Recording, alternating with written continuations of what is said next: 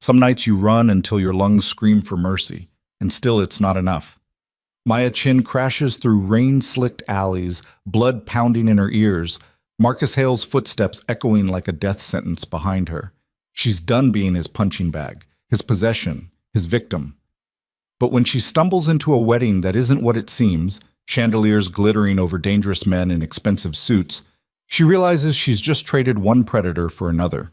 Vincent Torino's eyes find hers across a sea of silk and lies, and his voice cuts through the chaos. She's mine now. If you want to see how far this story goes, hit that like button and drop a comment with your city. I want to know where you're watching from. Now, let's dive in. Pasek. The rain came down like punishment. Maya's shoes were gone, lost somewhere 3 blocks back when she'd vaulted a chain-link fence and felt the heel snap clean off. Now she ran barefoot through puddles that reflected neon signs and broken streetlights, her dress clinging to her ribs, her breath tearing out in ragged gasps that tasted like copper and fear. Behind her, Marcus was calling her name, not shouting. That would have been easier somehow. He called it soft, patient, like he had all the time in the world, like he knew she'd tire eventually, like he always knew. Maya, baby, come on. You're making this harder than it needs to be. She didn't look back. Looking back was how you died. Her feet slapped against wet pavement, and every stride sent jolts of pain up through her ankles. The alley narrowed ahead, dumpsters on one side, a brick wall tagged with graffiti on the other. She could smell rotting food and piss and rain, and she pushed harder, lungs burning, because stopping meant going back, and going back meant, no, not again, never again. She'd promised herself that 3 hours ago when she'd locked herself in the bathroom of his apartment, staring at the bruises blooming purple along her collarbone, listening to him pace outside the door, promising he was sorry, promising it wouldn't happen again, promising, all the words he'd used 100 times before, smooth as silk and just as empty. This time she'd climbed out the window. The alley opened onto a broader street, and Maya nearly sobbed with relief when she saw people. Actual people, not just shadows and threats. A cluster of them stood beneath an awning outside what looked like a hotel or a banquet hall, smoking cigarettes, their laughter drifting through the rain. She angled toward them, hoping the crowd would swallow her, hide her, give her just enough time to think. But when she glanced over her shoulder, Marcus was there. He stood at the mouth of the alley, rain sliding off his leather jacket, his expression unreadable in the dim light. He didn't run. Didn't need to. He just started walking, hands in his pockets, like they were out for an evening stroll. Maya's heart kicked against her ribs. She bolted toward the entrance, a set of glass doors framed in gold, spilling warm light onto the wet sidewalk. A doorman in a crisp uniform stepped forward, his hand raised, but Maya didn't slow. She hit the doors hard, shoving through before he could stop her, and stumbled into a world that didn't make sense. Crystal chandeliers, marble floors, silk everywhere, draped over tables, wrapped around columns, flowing from the shoulders of women who looked like they'd stepped out of a magazine. The air smelled like expensive perfume and fresh flowers, and a string quartet played something elegant and haunting in the corner. A wedding. She'd crashed a wedding. Maya stood there, dripping rainwater onto pristine white marble, chest heaving, and every head in the room turned toward her. The music didn't stop, but it might as well have. Conversations died mid-sentence. A woman in a gown the color of champagne froze with a glass halfway to her lips. A man in a tuxedo narrowed his eyes, his hand drifting toward the inside of his jacket. Maya's stomach dropped. This wasn't just a wedding. The guests weren't smiling. They were watching, assessing, calculating. The men stood too still, too aware, like soldiers pretending to be civilians. The women wore diamonds that could fund a small country, and their eyes were cold, sharp, unimpressed. At the far end of the hall, beneath an arch woven with white roses, stood the groom, Vincent Torino. She didn't know his name yet, wouldn't learn it for another few minutes, but she knew what he was the moment she saw him. Tall, lean, dark suit tailored so perfectly it looked like a second skin. Black hair slicked back, jawline sharp enough to cut glass, and eyes that didn't blink when they found hers. He was handsome in the way a knife was handsome, beautiful, precise, and absolutely deadly. The room held its breath, and then the doors burst open behind her. Marcus. He strode in like he owned the place, rain dripping from his jacket, his smile wide and easy and full of teeth. "Sorry to interrupt," he said, his voice carrying across the hall. "Just here to collect what's mine." Maya's legs locked. She wanted to run, but there was nowhere left to go. The guests formed a wall of silk and suspicion between her and any exit, and Marcus was already closing the distance, his boots echoing on the marble. "Maya," he said again, softer now, like they were alone, like he hadn't spent the last 2 years breaking her down piece by piece.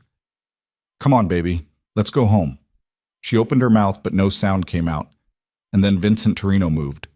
He stepped down from the altar, slow, deliberate, every movement controlled, and the room seemed to tilt in his direction. Conversations that had started to murmur died again.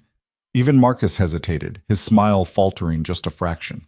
Vincent crossed the floor in silence, his gaze locked on Maya, and when he stopped in front of her, she realized he was taller than Marcus, broader in the shoulders, colder in the eyes.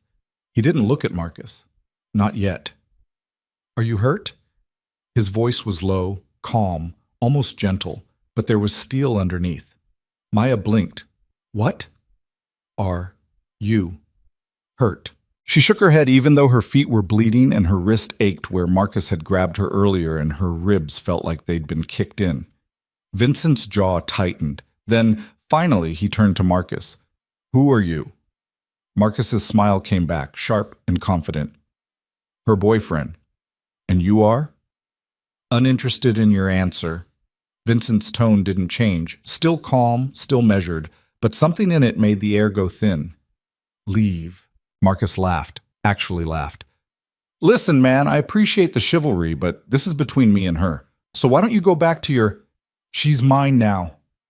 The words landed like a gunshot. Maya's breath caught.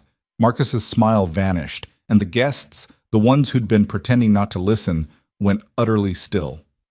Vincent turned back to Maya, his expression unreadable. "Do you want to leave with him?" She should have said yes. Should have nodded, apologized for the disruption, let Marcus drag her back out into the rain, because at least she knew what that looked like. At least she understood the shape of that nightmare. But when she opened her mouth, what came out was, "No." Vincent nodded once. Then he looked at Marcus. "You heard her." "You've got to be kidding me." Marcus's voice went hard, dangerous. "You think you can just..." "I don't think. I know."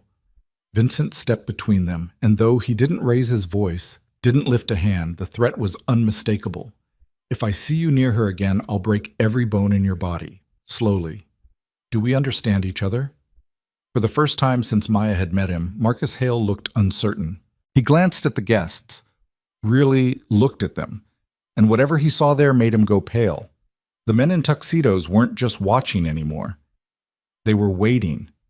Hands near jacket pockets, eyes flat and patient. Marcus swallowed. "This isn't over." "Yes," Vincent said quietly. "It is." Marcus held his gaze for another few seconds, then turned and walked out. Fast. The doors swung shut behind him, and the rain swallowed him whole. Maya's knees buckled. Vincent caught her before she hit the ground, his grip firm but not rough, and guided her to a chair someone had pulled over. She sat, shaking, her vision swimming, and tried to process what had just happened. A woman in a silver gown appeared with a glass of water. Maya took it with trembling hands, sipped, tasted nothing. "Are you all right?"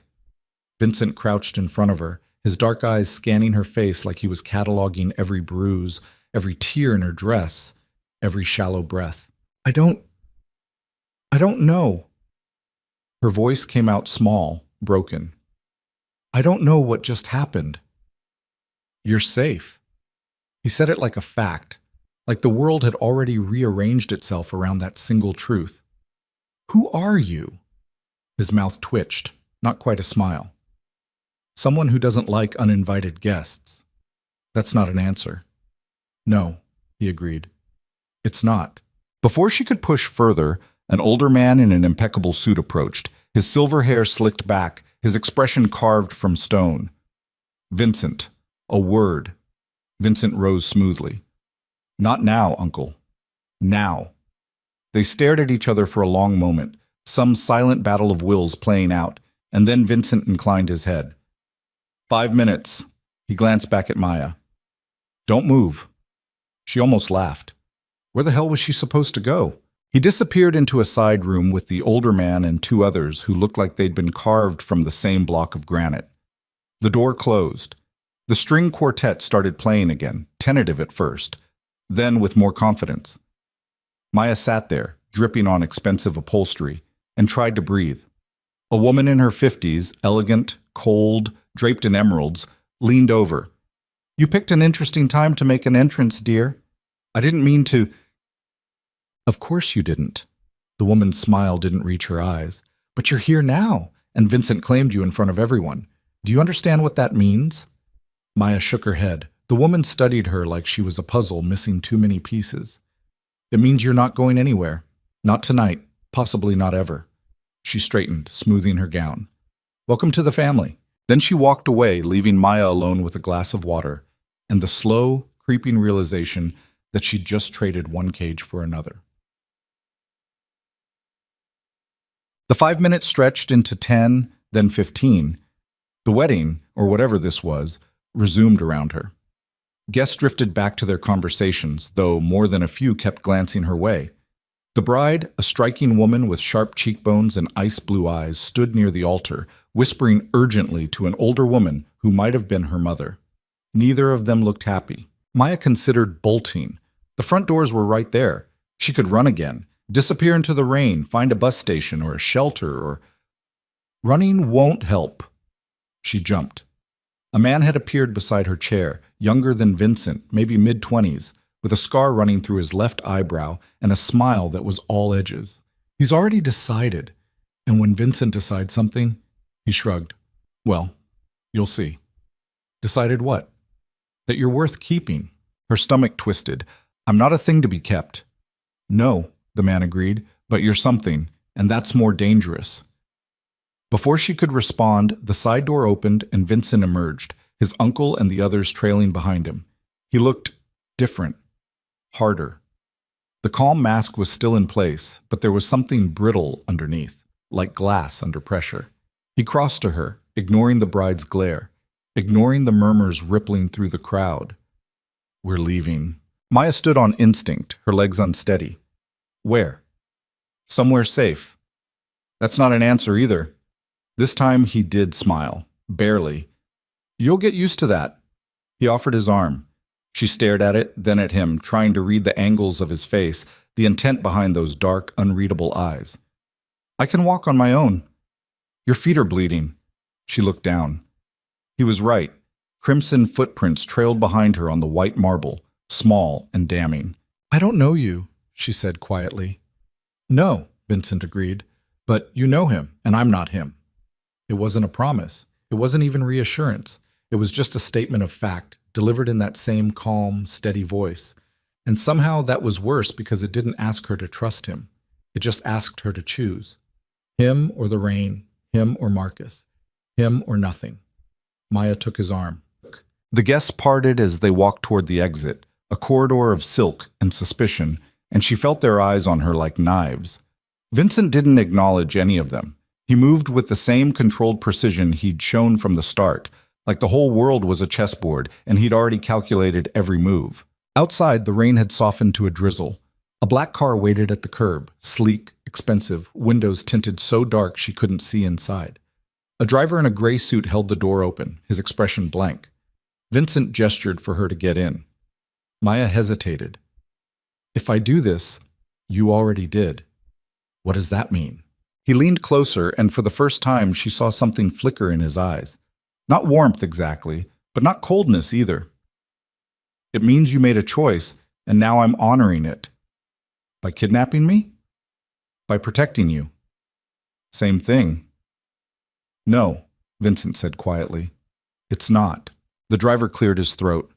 Vincent stepped back, giving her space, and that, more than anything, was what decided it. He could have forced her into the car, could have had his men grab her, drag her, lock her in, but he didn't. He just waited. Maya climbed into the car. The leather seats were soft, warm, and the interior smelled faintly of cedar and rain. Vincent slid in beside her, the door closing with a solid thunk that sounded like finality. The driver pulled away from the curb, and the wedding, The chandeliers, the guests, the shattered illusion of safety disappeared behind them. "Where are we going?" Maya asked again. "My home." "And if I want to leave?" Vincent glanced at her, his expression unreadable. "Then you leave. Just like that." Just like that. She wanted to believe him. She wanted it so badly it hurt. But belief was a luxury she couldn't afford anymore. The city slid past the windows. Blurred lights, empty streets, the skeletal frames of construction sites rising like gravestones. They drove for 20 minutes in silence, and with every block, Maya felt the adrenaline draining out of her, replaced by a bone-deep exhaustion that made her eyelids heavy.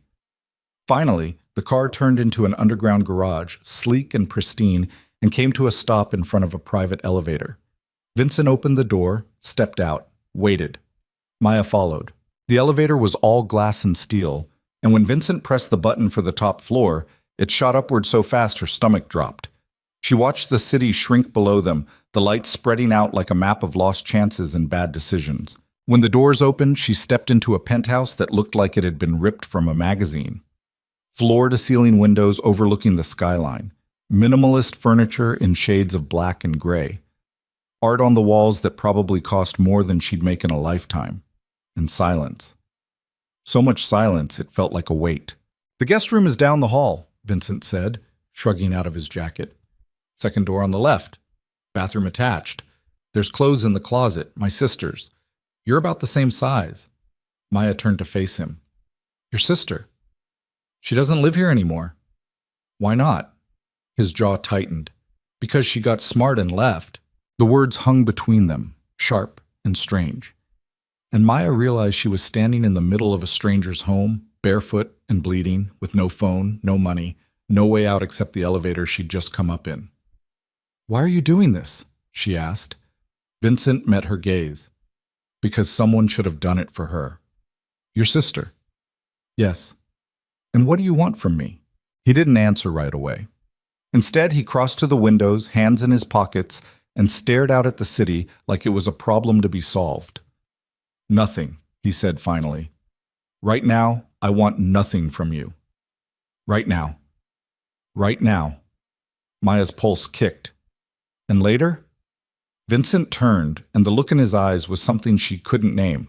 Not hunger, not possession, something colder, more patient. "Later," he said quietly. "We'll see." She should have run then. Should have demanded he take her back, find a shelter, call the police, anything. But her feet wouldn't move. Her body had hit some kind of limit, and all she could do was stand there, swaying slightly, trying to remember how to breathe. "Go to bed, Maya," Vincent said, his voice softer now, almost kind. "We'll talk in the morning." "How do you know my name?" A faint smile ghosted across his mouth. "Your boyfriend shouted it 14 times in my wedding hall. Hard to miss." Ex-boyfriend, she wanted to say, but the word stuck in her throat because, was he?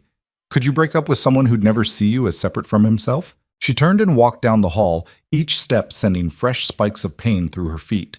The guest room was as pristine as the rest of the penthouse. White sheets, soft lighting, a view that stretched for miles. The closet held rows of clothes, expensive and clean, and she pulled out the first thing she touched, a sweater that smelled faintly of lavender. The bathroom had a shower with 6 different settings, and she stood under the hottest water she could stand, watching the grime and blood swirl down the drain. Her body was a map of bruises, some fresh, some old, all reminders of the life she'd just escaped. Or had she? She didn't know anymore. When she finally climbed into bed, the sheets were so soft it felt wrong, like she didn't deserve them. Like at any moment, someone would tear them away and drag her back to the place where nothing was ever soft, where every surface was a potential weapon. She closed her eyes and tried not to think about the fact that Vincent Torino, a man she didn't know, couldn't trust, shouldn't believe, had just become the only thing standing between her and Marcus, or that he'd looked at her like she was a piece on a board he was already learning to play. She woke to sunlight and the smell of coffee. For a moment, she didn't remember where she was. Then it came back in fragments. The rain, the wedding, Vincent's voice cutting through the chaos. She's mine now. Maya sat up slowly, her body aching in new and inventive ways. The clothes from last night were gone. Someone had taken them while she slept. and a fresh set had been laid out on the chair. Black jeans, a white blouse, underwear still in the packaging. Her skin crawled. She dressed quickly, fingers clumsy on the buttons, and stepped out into the hall. The penthouse looked different in daylight, less sterile, more lived in. There were books on the shelves now that she noticed them, a jacket tossed over the back of a chair, a half-empty glass of water on the coffee table.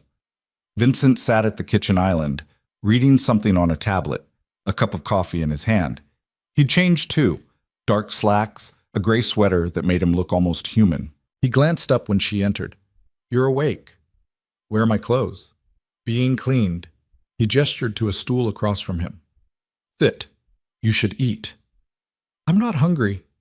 "Yes, you are." He said it so matter-of-factly that she almost laughed. Almost.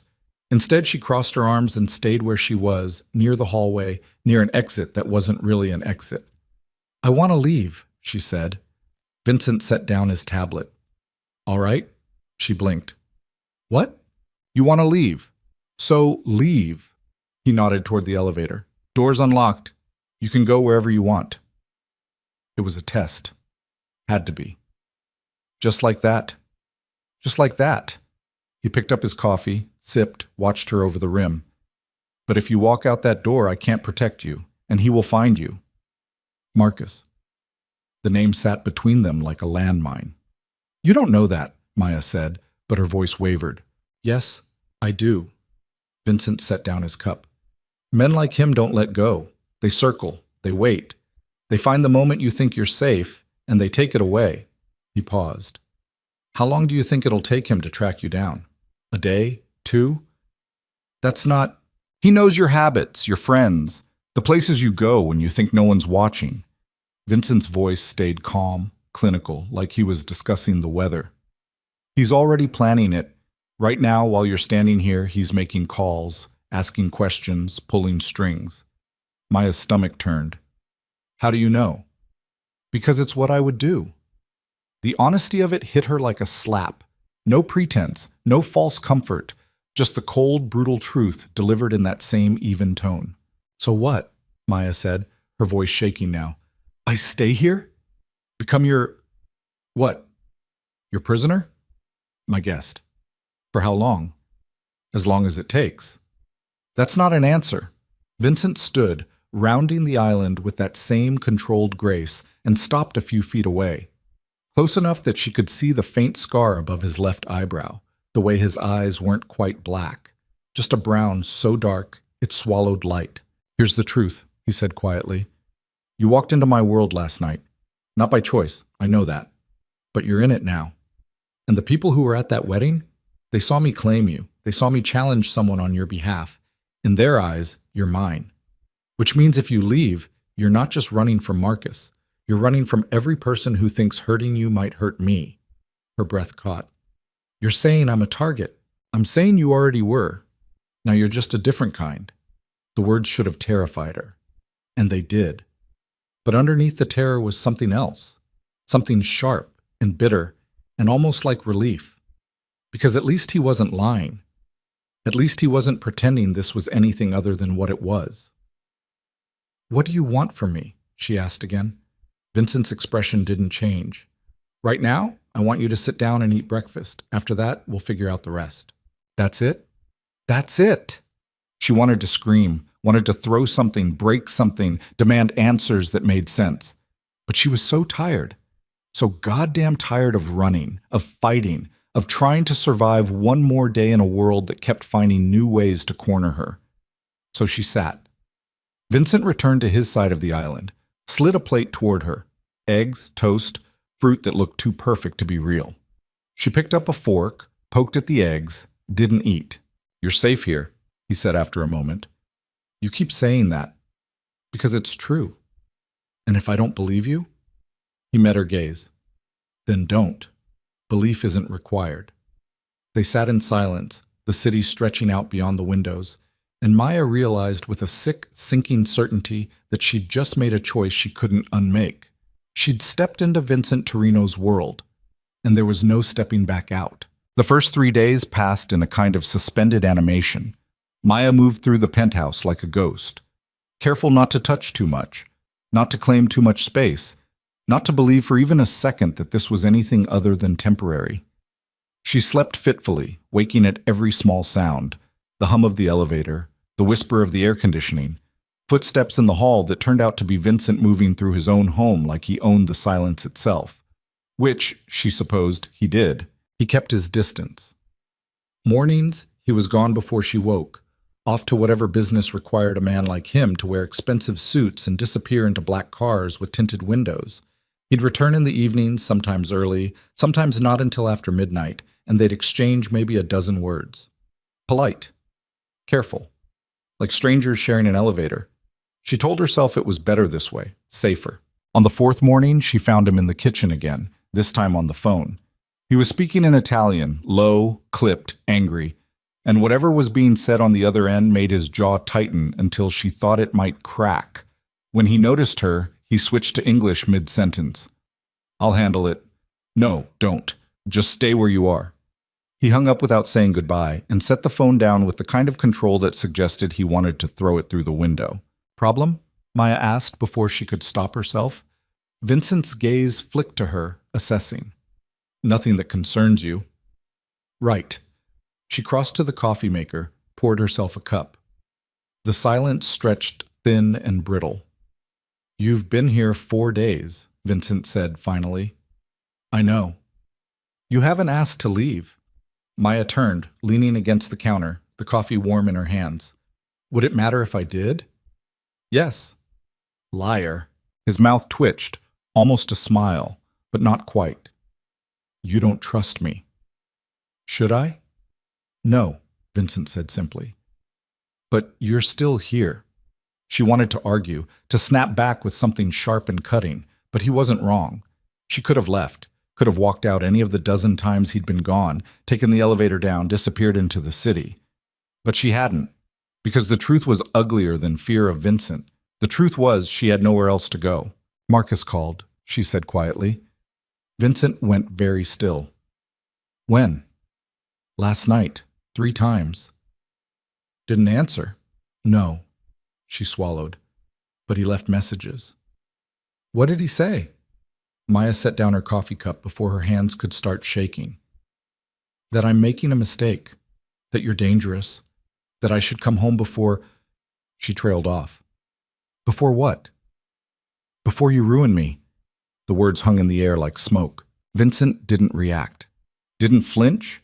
Didn't blink. Didn't offer reassurances or denials. He just stood there, watching her with those dark, unreadable eyes, and somehow that was worse than anything Marcus had said. Are you? She asked. Dangerous? Yes. No hesitation, no softening. And are you going to ruin me? This time Vincent did move. He crossed the kitchen slowly, deliberately, until he was close enough that she could smell cedar and rain and something darker underneath. He didn't touch her. Didn't need to. I don't know yet, he said quietly. Her breath caught. But Marcus will definitely kill you if you go back. So between the two of us, he tilted his head slightly. I'd say I'm the safer bet. That's not reassuring. It wasn't meant to be. He stepped back, breaking whatever spell had tightened the air between them, and picked up his phone again. I have a meeting in an hour. Don't leave the building. Why not? Because I asked you not to. That's not a reason. Vincent paused at the threshold, glanced back. It's the only one I'm giving you right now. Then he was gone, and Maya was alone with her coffee and the creeping certainty that she'd just crossed some invisible line she hadn't even known existed. She spent the morning exploring the penthouse, really exploring it this time, not just drifting through rooms like a guest, afraid of breaking something. The place was massive, cold, beautiful in the way a museum was beautiful. Everything had its place. Nothing was out of order, except for one room. The door at the end of the hall had been closed every other time she'd passed it. This time, it was open just a crack. And through the gap, she could see bookshelves, a desk, papers scattered across the surface like someone had left in a hurry. She shouldn't go in. She went in. The office was warmer than the rest of the penthouse. Darker wood, heavier furniture, the kind of space that felt lived in despite the layer of dust on the windowsill. The bookshelves were packed with everything from classic literature to dense legal texts, and the desk held a laptop, a half-empty glass of whiskey, and a stack of files bound with rubber bands. Maya's fingers itched. Don't. She picked up the top file. Inside were photographs, dozens of them. Surveillance shots, mostly. Grainy, black and white, the kind taken from across the street or through a telephoto lens. They showed men in suits, meetings in restaurants, handshakes that looked too formal to be friendly. She recognized a few faces from the wedding, the older man who'd called Vincent nephew, the woman in emeralds who'd warned her about being claimed. And then, at the bottom of the stack, she found one that made her stomach drop. Marcus. He was standing outside a warehouse, hands in his pockets, talking to two men she didn't recognize. The photo was dated 3 weeks ago, before she'd run, before she'd crashed the wedding, before Vincent. Her hands started shaking. Find something interesting? She spun around so fast the file went flying, photographs scattering across the floor like evidence of a crime. Vincent stood in the doorway, jacket gone, sleeves rolled up, and his expression was impossible to read. I didn't mean to, Maya started, but the words died when she saw his face. He wasn't angry, he was waiting. Why do you have pictures of Marcus? She demanded, her voice louder than she intended. Vincent stepped into the room, crouched, and started gathering the photographs with methodical precision. Because I make it my business to know who walks into my world uninvited. He didn't walk in, I did. And he followed. Vincent stacked the photos neatly, slipped them back into the file. 3 weeks ago, Marcus Hale started sniffing around my family's territory, asking questions, making noise. I wanted to know why. Maya's pulse kicked. You've been watching him? Yes. For 3 weeks? Yes. Before I even met you? Vincent stood, holding the file, and met her gaze. Before you crashed my wedding? Yes. The room tilted. You knew who he was. When he came in after me, you already knew. I knew what he was. Vincent set the file back on the desk. A small-time hustler with delusions of importance. The kind of man who thinks violence makes him powerful. And you still, her breath hitched, you still claimed me in front of everyone, knowing he'd come after me, knowing it would make me a target. You were already a target. Because of you. Because of him.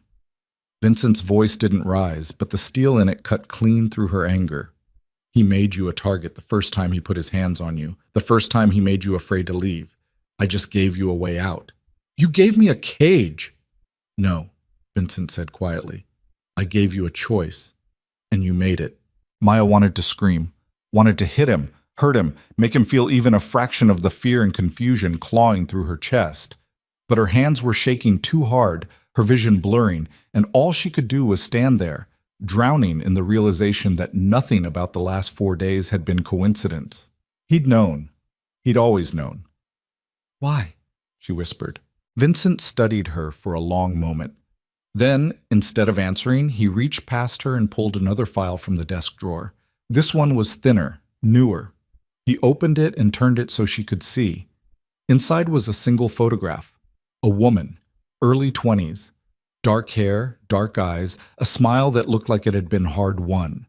She was standing in front of a coffee shop, laughing at something off camera, and even in the still image, Maya could see the ghost of old bruises on her wrist.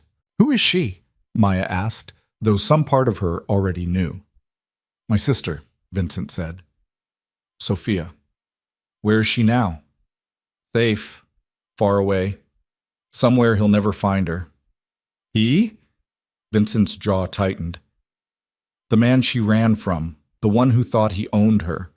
He closed the file, set it aside. I got her out too late. She'd already lost 2 years to him, 2 years of bruises and apologies and promises that never meant anything. Maya's throat burned. I'm not her. No, Vincent agreed. You're not. But when you walked into that wedding hall, bleeding and terrified, with him on your heels, he paused. I saw her, and I wasn't going to make the same mistake twice. So this is about guilt. This is about making sure one more woman doesn't disappear because no one cared enough to stop it. The honesty of it hit her like a fist. No pretty words, no false heroism, just a man who'd failed someone he loved and was trying to make it right the only way he knew how, even if it meant turning her into a pawn. Does she know? Maya asked. Your sister. Does she know you're doing this? Vincent's expression shuddered. No. Why not? Because she'd tell me to stop, to let you go, to not make her mistakes my war. He met her gaze. And I can't do that. Maya opened her mouth, closed it. The anger was still there, hot and sharp, but underneath it was something more complicated, something that felt dangerously close to understanding. I need air, she said finally. Vincent nodded. There's a balcony through the living room. I meant outside, real air, not... She gestured vaguely at the glass and steel surrounding them. This? No. You said I could leave. I said you could leave if you wanted to go back to your life, not for a walk. What's the difference? The difference, Vincent said, his voice going flat, is that Marcus is still out there. And the second you step outside this building without protection, he'll know. How? Because I would. There it was again. That brutal clinical honesty. No apologies, no softening, just the truth, sharp and cold. Maya crossed her arms, feeling the walls close in. So I'm a prisoner. You're protected. Same thing. Not even close. Then prove it, she snapped. Take me outside. Let me see the city. Let me feel like a human being for 5 goddamn minutes instead of a problem you're trying to solve. Vincent considered her for a long, tense moment. Then he pulled out his phone and made a call. Luca, bring the car around. We're going out. He paused, listening. No, both of us. Yes, now. He hung up and looked at Maya. You have 10 minutes to get ready. She blinked. What? You wanted to go outside. We're going outside. He checked his watch. But if you're not ready in 10 minutes, the offer expires. Maya didn't wait for him to change his mind. She bolted down the hall to the guest room, grabbed the first jacket she could find, and was back in the living room in 8. Vincent stood by the elevator, jacket on, looking every inch the predator he'd always been. But when she approached, he held out his hand. She stared at it. If we're going out, he said quietly, we go together. No running off, no disappearing. You stay where I can see you. Or what? Or I bring you back, and you don't leave again. It wasn't a threat. It was a promise. Maya took his hand. His grip was firm, warm, and the calluses on his palm suggested he wasn't a stranger to violence. They stepped into the elevator together, the doors sliding shut, and as they descended into the garage, she realized this was the first time she'd left the penthouse since that first night. 4 days. 4 days of safety that felt like suffocation. The car was waiting. Same sleek black sedan, same expressionless driver. Vincent opened the door for her, and she slid in, the leather cool against her legs. He followed, and the door closed with that same final thunk. Where are we going? Maya asked as the car pulled out into the late morning light. Somewhere public, Vincent said. Somewhere he won't risk making a scene. You mean somewhere you can show me off? He glanced at her, and for the first time there was something almost like amusement in his eyes. You're learning. Is that what this is? A lesson? Everything is a lesson. The city rolled past, storefronts, cafes, people going about their lives like the world made sense. Maya pressed her forehead against the window, drinking it in. Freedom, even if it was just the illusion of it. They drove for 15 minutes, winding through narrow streets until they reached a restaurant tucked into a corner she didn't recognize. It was upscale, but not ostentatious. White tablecloths, soft lighting, the kind of place where deals were made over wine and whispered conversations. Vincent's place, she realized as they walked in. The host greeted him by name, ushered them to a private table in the back, and disappeared without asking for a menu. You own this, Maya said, settling into her chair. I own a lot of things. That's not an answer. It's the only one you need. A server appeared with water, bread, olive oil. Maya picked at the bread, her appetite gone, and watched Vincent watch the room. His gaze moved constantly, cataloging exits, assessing faces, tracking movements with the precision of someone who'd spent a lifetime expecting threats. Do you ever relax? She asked. No. Not even here? Especially not here. The food came, pasta, fish, things she didn't remember ordering. She ate mechanically, tasting nothing, and tried to ignore the way every patron who entered seemed to recognize Vincent. A nod here, a murmured greeting there, the weight of his presence like gravity. Halfway through the meal, her phone buzzed. She'd forgotten she still had it. Vincent hadn't taken it, hadn't asked for it, which should have been reassuring, but instead felt like another test she didn't understand. She glanced at the screen. Marcus. Her hands went cold. Vincent noticed immediately. What is it? Nothing. Maya. She turned the phone so he could see. The message was short, brutal. Enjoy your new cage, baby, but cages have locks, and locks can be picked. Vincent's expression didn't change, but something in the air shifted. He pulled out his own phone, typed something quickly, and set it down. What are you doing? Maya asked, making sure he doesn't get close enough to try. You can't just... Yes, Vincent said quietly. I can. Before she could respond, the restaurant's front door opened and a man walked in. Not Marcus. Someone else. Older, maybe 50s, with silver hair and a scar running from his temple to his jaw. He scanned the room, found Vincent, and smiled. It wasn't a friendly smile. Vincent stood slowly. Stay here. Who's that? No one you need to meet. He moved toward the front, and Maya watched as the two men faced each other near the entrance. They didn't shake hands, didn't exchange pleasantries, just stood there, speaking in low voices she couldn't hear, and the tension between them was thick enough to choke on. Then the silver-haired man's gaze slid past Vincent. To her. He said something, short, sharp, and Vincent's entire body went rigid. Maya's stomach dropped. The man smiled again, said something else, and turned to leave. Vincent didn't follow. He just stood there, watching him go. And when he finally came back to the table, his expression was carved from stone. We're leaving, he said. What? Why? Now, Maya. There was no room for argument in his tone. She stood, grabbed her jacket, and followed him out through the back exit into an alley where the car was already waiting. They climbed in. Vincent gave the driver an address she didn't recognize, and the car peeled out fast enough to make her grab the door handle. What the hell was that? She demanded. Vincent didn't answer. He pulled out his phone, made 3 calls in rapid succession, all in Italian, all clipped and vicious, and didn't look at her once. Vincent. Not now. Tell me what's happening. He finally turned, and the look in his eyes made her breath catch. That was Antonio Castellano. He runs half the city's underground, and he just made it very clear that you're not under my protection anymore. Maya's pulse stuttered. What does that mean? It means, Vincent said quietly, that every family who saw me claim you at that wedding now knows I can't keep you safe, which makes you a target, a liability. He paused. And a weapon they can use against me. The words landed like bullets. Because of Marcus, she whispered. Because of me. Vincent's jaw tightened. I made you visible. I made you matter. And now they're going to use that against both of us. The car swerved through traffic, and Maya felt the walls closing in again, tighter this time, with sharper edges. Where are we going? Somewhere safer than the penthouse. There is nowhere safer than the penthouse. Vincent looked at her, and for the first time since she'd met him, she saw something like regret in his eyes. There was, he said quietly, but I just lost it. Je sais. They drove for 40 minutes, leaving the city behind, and pulled into the garage of a building Maya didn't recognize.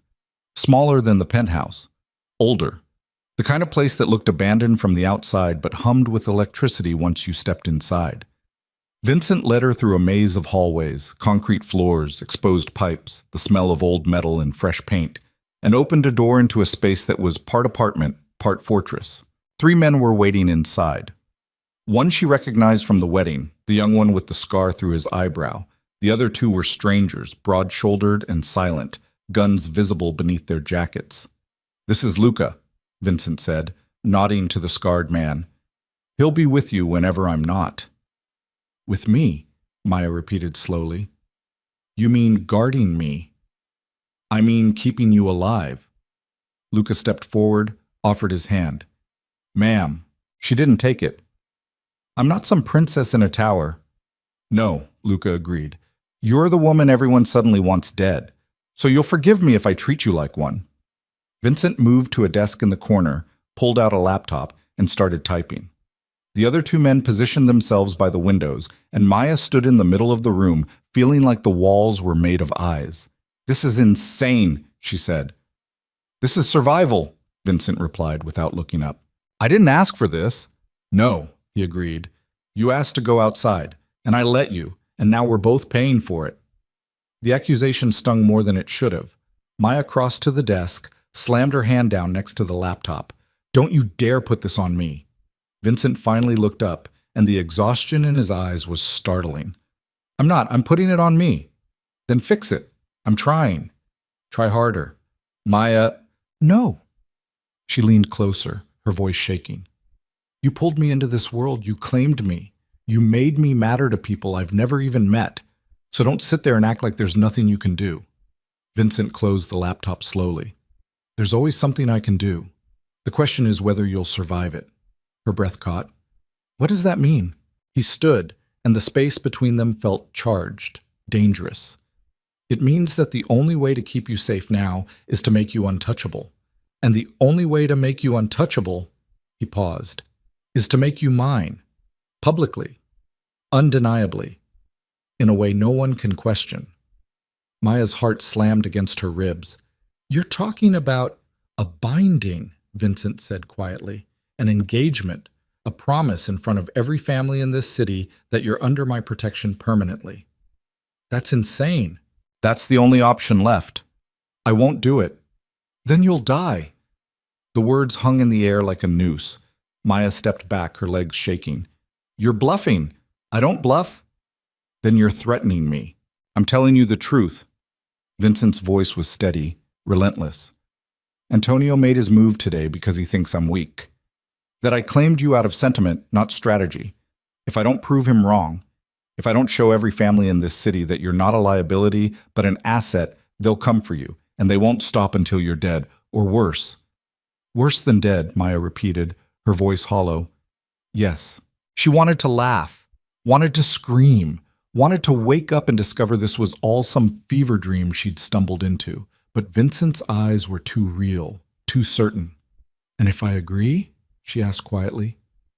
"Then you're protected, permanently. As your wife. As my partner." "What's the difference?" Vincent stepped closer, and this time he did touch her, his hand cupping her jaw, tilting her face up so she couldn't look away. "The difference," he said softly, "is that a wife is property, a partner is power, and I'm offering you the second." His thumb brushed across her cheekbone, and Maya felt something inside her crack open, something raw and desperate and so goddamn tired of running. "I don't love you," she whispered. "I don't love you either." "Then why?" "Because you're still here," Vincent said. "Because you didn't run when you had the chance. Because when I look at you, I don't see a victim anymore. I see someone who survived. And survival—" His grip tightened, just slightly. "Survival is the only thing that matters." Maya's breath came in shallow bursts. Her mind screamed at her to refuse, to fight, to find some way out of this impossible choice. But the truth was simpler and more brutal than any lie she could tell herself. She had nowhere else to go, no one else to trust. And Marcus was still out there, waiting. "If I do this," she said slowly, "I want the truth. No more games, no more tests. You tell me everything." Vincent's mouth curved, not quite a smile. "Deal. And if you lie to me, you'll leave, and I won't stop you. Promise. I promise."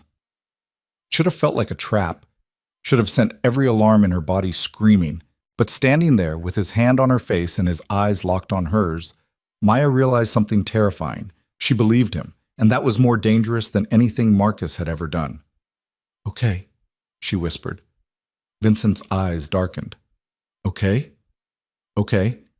He leaned in, and for a moment she thought he was going to kiss her, but instead he pressed his forehead against hers, his breath warm against her skin. "Then we do this right," he said quietly. "Tomorrow night, the Castellano estate, in front of everyone who matters." "Tomorrow?" Her voice cracked. "The longer we wait, the more time they have to move against us." Maya closed her eyes, felt the weight of the decision settling over her like a shroud. 24 hours. In 24 hours, she'd be bound to a man she barely knew, in a world she didn't understand, with no way back to the life she'd had before, if you could even call it a life. "What do I have to do?" she asked. Vincent pulled back, his hand dropping from her face. "Nothing. Just show up. I'll handle the rest." That's not reassuring. It's not meant to be. He turned, started giving orders to Luca and the others, and Maya sank into the nearest chair, her legs finally giving out. Tomorrow night, she'd either become untouchable or she'd disappear completely. And somewhere in the back of her mind, Marcus's voice whispered, "Cages have locks, and locks can be picked." Hooks. The hours blurred together after that. Luca brought food she didn't eat. Vincent disappeared and returned multiple times, each visit shorter than the last, his expression growing darker with each phone call he took in the other room. Maya tried to sleep, but couldn't. Every time she closed her eyes, she saw Marcus, saw the wedding, saw Vincent's hand reaching for hers, and the choice she'd made without realizing it was one. Around 3 in the morning, she gave up and wandered into the main room. Vincent sat at the desk, papers spread out in front of him, a glass of whiskey untouched at his elbow.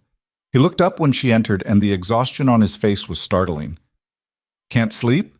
he asked. "Can you?" "No." She crossed to the window, looked out at the city lights bleeding through the darkness. "Do you ever regret it?" she asked quietly. "This life." Vincent was silent for so long she thought he wasn't going to answer. Then finally, "Every day." She turned surprised. "Then why?" "Because it's the only life I know." He leaned back in his chair, studying her. "My father built this empire. My uncle expanded it. And when they died, it fell to me. I didn't choose it, I inherited it." "You could walk away." "No," Vincent said quietly. "I couldn't. Because the second I did, everyone who depends on me would die. My sister. My people. The families who trust me to keep the peace." He paused. "That's the thing about power, Maya. It's not freedom. It's responsibility. And responsibility doesn't care if you're tired." Maya sat down across from him, pulled her knees to her chest. "Is that what I am to you? A responsibility?" "You're a choice I made." "That's not an answer. It's the only one I have right now." They sat in silence, the weight of tomorrow pressing down like a storm about to break. "What if I can't do this?" Maya whispered. "What if I'm not strong enough?" Vincent's gaze softened, just slightly. "You ran from a man who wanted to break you. You survived 4 years of him. You walked into a room full of predators and didn't flinch." He paused. "You're stronger than you think. Or I'm just good at pretending." "Then keep pretending," Vincent said, "until it becomes real." Maya laughed, a small broken sound. "Is that what you do?" "Every single day." The honesty of it cut through her defenses, and for the first time since this nightmare started, Maya felt like she was seeing him. Not the strategist, not the crime lord, just a man who'd inherited a war he never wanted and was trying to survive it the only way he knew how. "What happens if this doesn't work?" she asked. "If Antonio doesn't believe it?" Vincent's expression went cold. "Then I kill him. Just like that. Just like that. And if more come, I kill them too." He met her gaze. "I will burn this entire city down before I let them touch you." It should have terrified her. Instead, it felt like the first honest promise anyone had ever made. "Why?" Maya asked. "Why does it matter so much?" Vincent stood, crossed to the window, and looked out at the same light she'd been staring at. "Because I let Sophia go into that life alone. I told myself she could handle it, that she'd ask for help if she needed it." His voice went rough. "By the time I realized she wouldn't, by the time I found her, she was already gone. Not dead. Just empty. And you think you can save me?" "No," Vincent said. "I think you can save yourself. I'm just making sure you have the chance." Maya stood, moved to stand beside him, and for a long moment they just stared out at the city. Two people who'd been broken by different hands but were somehow still standing. "Tomorrow night," she said quietly. "Tomorrow night." "And then what?" Vincent glanced at her, and something in his expression shifted. Something that looked almost like hope. "Then we find out if we're strong enough to survive what comes next." Maya took a breath, held it, let it out slowly. And somewhere in the dark spaces between one heartbeat and the next, she made her choice. Not because she trusted him, not because she loved him, but because for the first time in 4 years, someone had looked at her and seen more than a victim. And that fragile, dangerous thing was worth fighting for, even if it killed her. The next evening came too fast. Maya stood in front of a mirror in a room she didn't recognize, wearing a dress she hadn't chosen. Black silk, simple, elegant, the kind of thing that cost more than she'd made in a year. Someone had done her hair, her makeup, transformed her into a version of herself that looked like she belonged in Vincent's world. She barely recognized the woman staring back. Luca appeared in the doorway. "It's time." Her hand started shaking. "Hey." He stepped closer, his voice gentler than she'd heard it. "You don't have to do this." "Yes, I do. There's always a choice." "Not for me." Maya turned from the mirror. "Not anymore." Luca studied her for a moment, then nodded. "Then let's make sure they never forget it." He led her through hallways that smelled like old money and older secrets, and when they reached the main hall, Maya's breath caught. The Castellano estate was everything Vincent's penthouse wasn't. Opulent, sprawling, dripping with the kind of wealth that came from generations of taking what wasn't theirs. Crystal chandeliers hung from ceilings painted with scenes she didn't recognize. Marble statues lined the walls, and everywhere were people, the families, all of them, watching. Vincent stood near the center of the room, flanked by men she recognized from the wedding and others she didn't. He looked like he always did, controlled, lethal, untouchable, until his eyes found hers. Then something in his expression shifted. He crossed to her, slow and deliberate, and the crowd parted like water. When he reached her, he offered his hand. "Ready?" he asked quietly. "No." His mouth twitched. "Good. Neither am I." They walked together toward the center of the room, and Maya felt every gaze on her, assessing, calculating, judging. These weren't wedding guests. They were vultures circling a kill. Antonio Castellano stood near the back, silver hair gleaming, that same cold smile on his face. Vincent stopped in the center of the room, turned to face the crowd, and raised his voice. "Most of you know why we're here," he said. "Some of you question it. All of you are waiting to see if I'll follow through." He paused, his grip on Maya's hand tightening just slightly. "So let me make this clear. Maya Chin is mine. Not because I claimed her on a whim, not because she's convenient, but because she's the only person in this room who doesn't want something from me." A murmur rippled through the crowd. "She's also the only person I trust," Vincent continued, "which makes her more valuable than any alliance, any deal, any promise made in rooms like this." He turned to Maya, and the weight of his gaze was staggering. "So I'm making her my partner, my equal. And if any of you have a problem with that," he let the words hang, "then take it up with me." The silence that followed was deafening, and then, from the back of the room, Antonio started clapping, slow, mocking. "Beautiful speech, Vincent," he called out. "But words don't mean much in our world. You know that." Vincent's expression didn't change. "Then what would you suggest?" Antonio stepped forward, his smile widening. "Prove it." "How?" "Blood." The word sent ice through Maya's veins. Antonio gestured to the crowd. "Everyone here knows you're soft, Vincent. You inherited power, but you've never been willing to do what it takes to keep it. So prove us wrong. Show us this woman is worth more than sentiment." He paused. "Kill the man who made her run." Maya's heart stopped. "Marcus." Vincent's hand tightened on hers, and when he spoke, his voice was colder than she'd ever heard it. "Where is he?" Antonio's smile turned vicious. "Outside, waiting. I thought you might appreciate the gesture." Maya couldn't breathe. Couldn't think. Vincent turned to her, his expression unreadable. "Do you trust me?" "I don't know." "Yes, you do." He was right. She hated that he was right. "Okay," she whispered. Vincent nodded once.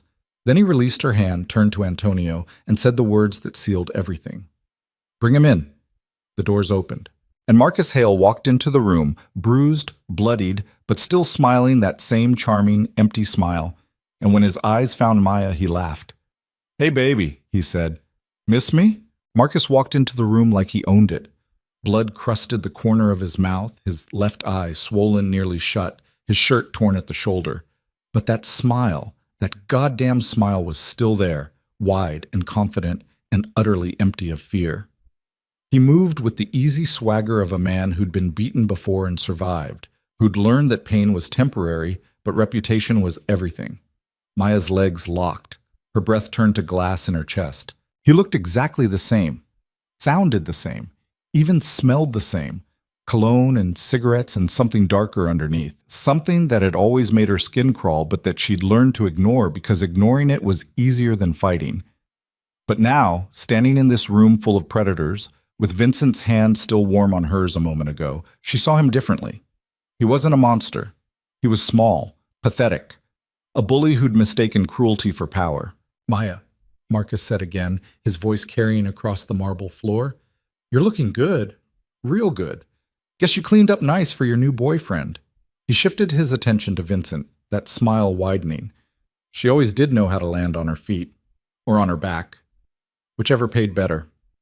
The room went still. Maya felt the words hit her like a slap, felt the familiar shame crawling up her spine. The same shame Marcus had spent 4 years cultivating, watering, nurturing until it grew thick enough to choke her. But this time, something was different. This time, she didn't flinch.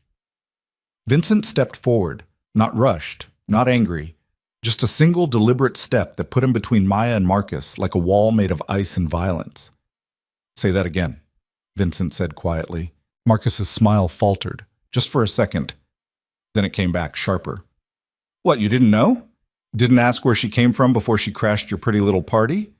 He laughed. "Maya's a survivor. I'll give her that. She knows how to play the victim, how to make men like you think you're saving her when really—" "I said," Vincent interrupted, his voice still calm, still measured. "Say that again." The threat in those 4 words was unmistakable. Marcus opened his mouth, closed it. His gaze flicked to Antonio, to the crowd watching with the patience of sharks circling blood, and something in his expression shifted. He was realizing finally that this wasn't a negotiation. This was an execution waiting to happen. "Look, man," Marcus said, raising his hands in mock surrender. "I'm just telling you the truth. She's got you thinking she's some innocent girl who needs protecting, but the truth," Vincent said, "is that you put your hands on her. You hurt her. You made her afraid to leave her own home. And when she finally found the courage to run, you hunted her through the rain like she was property you'd lost." Marcus's face darkened. She's nothing to you." Vincent's voice dropped to something cold and final. "She never was. You're just a coward who needed someone weaker to make yourself feel strong." Marcus lunged. He made it 3 steps before Vincent moved. It happened so fast, Maya almost missed it. One moment Marcus was charging forward, fists raised, rage twisting his features. The next, he was on the ground, Vincent's hand wrapped around his throat, knee pressed into his chest, and the gun, where had the gun come from, was pressed against Marcus's temple. The room didn't gasp, didn't react, just watched with the cold interest of people who'd seen this play out 1,000 times before. Vincent leaned down, his voice low enough that only Marcus and Maya could hear. "I could kill you right now," he said. "1 bullet. Problem solved. Antonio gets his proof, Maya gets her freedom, and you get what you've had coming for a long time." Marcus's eyes went wide. He tried to speak, but Vincent's grip on his throat tightened. "But that would be too easy," Vincent continued. "Too clean. And you don't deserve clean." He glanced up at Maya, and the question in his eyes was clear. "What do you want me to do?" Maya's hands were shaking. Her heart slammed against her ribs so hard she thought it might crack them. Every instinct screamed at her to look away, to let Vincent handle it, to be the victim one more time, because being the victim meant she didn't have to make the choice. But she'd made a promise to herself 4 nights ago when she climbed out that bathroom window. Never again. She stepped forward. The crowd shifted, murmured. Antonio's expression sharpened with interest. Maya crouched beside Vincent, met Marcus's eyes, and for the first time in 4 years she saw him clearly. Not the charming man who'd promised to take care of her, not the nightmare who'd stolen her sense of safety, just a scared, broken man who'd never learned how to be anything but cruel. "You're right," she said quietly. "I did survive you. I did learn to play the victim. Because that's what you made me." She paused, Let the words sink in. But I'm not her anymore. Marcus's mouth worked. Maya, please. No. The word came out hard, final. You don't get to beg. You don't get to promise it'll be different. You don't get to do anything except disappear. I love you. You never loved me, Maya said. You loved having someone you could break. She stood, stepped back, and looked at Vincent. Let him go. Vincent's eyebrows rose fractionally. Maya, let him go, she repeated. He's not worth it. He's not worth the blood. He's just... She looked at Marcus one last time, saw him scrambling to his knees, gasping for air. He's nothing. The dismissal landed harder than any bullet could have. Marcus stared at her, something crumbling behind his eyes, and for a moment she thought he might lunge at her, try one last time to reassert the control he'd lost. But then Antonio spoke. How disappointing. The words cut through the tension like a blade. Vincent stood slowly, the gun still in his hand, and turned to face the older man. Excuse me? Antonio stepped forward, his expression amused. I gave you an opportunity to prove yourself, Vincent, to show this room, this family, that you're willing to do what's necessary, and instead you let the girl make you soft. She made a choice, Vincent said evenly. I'm honoring it. You're showing weakness. Antonio gestured to Marcus, who was still on his knees, coughing. That man disrespected her in front of everyone. He called her a whore, and you're going to let him walk out of here alive? He's not worth killing. Everything is worth killing if it protects your reputation. Antonio's smile turned cold. But I suppose you never learned that. Your father did. Your uncle did. But you... He shook his head. You inherited power you don't know how to keep. Vincent's hand tightened on the gun. Careful, Antonio. Or what? You'll shoot me too? Antonio laughed. You won't. Because you're not a killer, Vincent. You're a businessman playing at being a crime lord, and everyone in this room knows it. The crowd shifted. Whispers started, low, insidious, spreading like poison. Maya felt the ground tilting beneath her feet. This wasn't about Marcus anymore. It had never been about Marcus. You set this up, Vincent said quietly, his gaze locked on Antonio. The restaurant, the meeting, Marcus being here. You orchestrated all of it. Of course I did. Antonio spread his hands. Someone had to expose you for what you are. I just gave you the rope. You're the one who chose to hang yourself with it. Why? Because your family has held power in this city for 3 generations, and in that time you've grown soft, weak. You make deals instead of taking what you want. You negotiate instead of dominating. And worst of all, Antonio's gaze slid to Maya. You let a woman you barely know dictate your actions in front of the people who are supposed to fear you. Vincent's jaw tightened. She's my partner. She's a liability, Antonio corrected. And the fact that you can't see that proves my point. He turned to the crowd. Vincent Torino has lost his edge. He's no longer fit to lead his family, let alone maintain the balance we've built in this city. I'm calling for a vote. Who agrees that it's time for new leadership? The silence that followed was suffocating. Then, slowly, hands started to rise. Not all of them, but enough. More than enough. Maya's breath caught. She looked at Vincent, saw the muscle jumping in his jaw, the way his fingers flexed on the gun, and realized with sickening clarity that they'd just walked into a trap with no way out. Antonio had used her, used Marcus, used Vincent's one moment of humanity against him, and it had worked. This is a coup, Vincent said, his voice deadly calm. This is evolution, Antonio replied. The strong replace the weak. You know the rules, Vincent. You wrote half of them. And the other half say that a challenge requires proof of strength, not manipulation, not political maneuvering. Vincent raised the gun, aimed it directly at Antonio's chest. So if you want my seat, old man, you're going to have to take it. Antonio didn't flinch. You won't shoot me. Not here. Not in front of everyone. Because the second you do, you prove me right, that you're ruled by emotion, not strategy. Try me. Vincent. The voice came from the side, the older man from the wedding, the one Vincent had called uncle. He stepped forward, his expression grave. Put the gun down. Stay out of this, uncle. I can't. The older man moved closer, hands raised in a gesture of peace. Antonio's right. You're letting her cloud your judgment. Vincent's gaze snapped to him. Don't. You claimed her to prove a point, to show Marcus you were stronger. But the truth is, you did it because she reminded you of Sophia, because you are still trying to save a sister who doesn't want to be saved. His voice softened.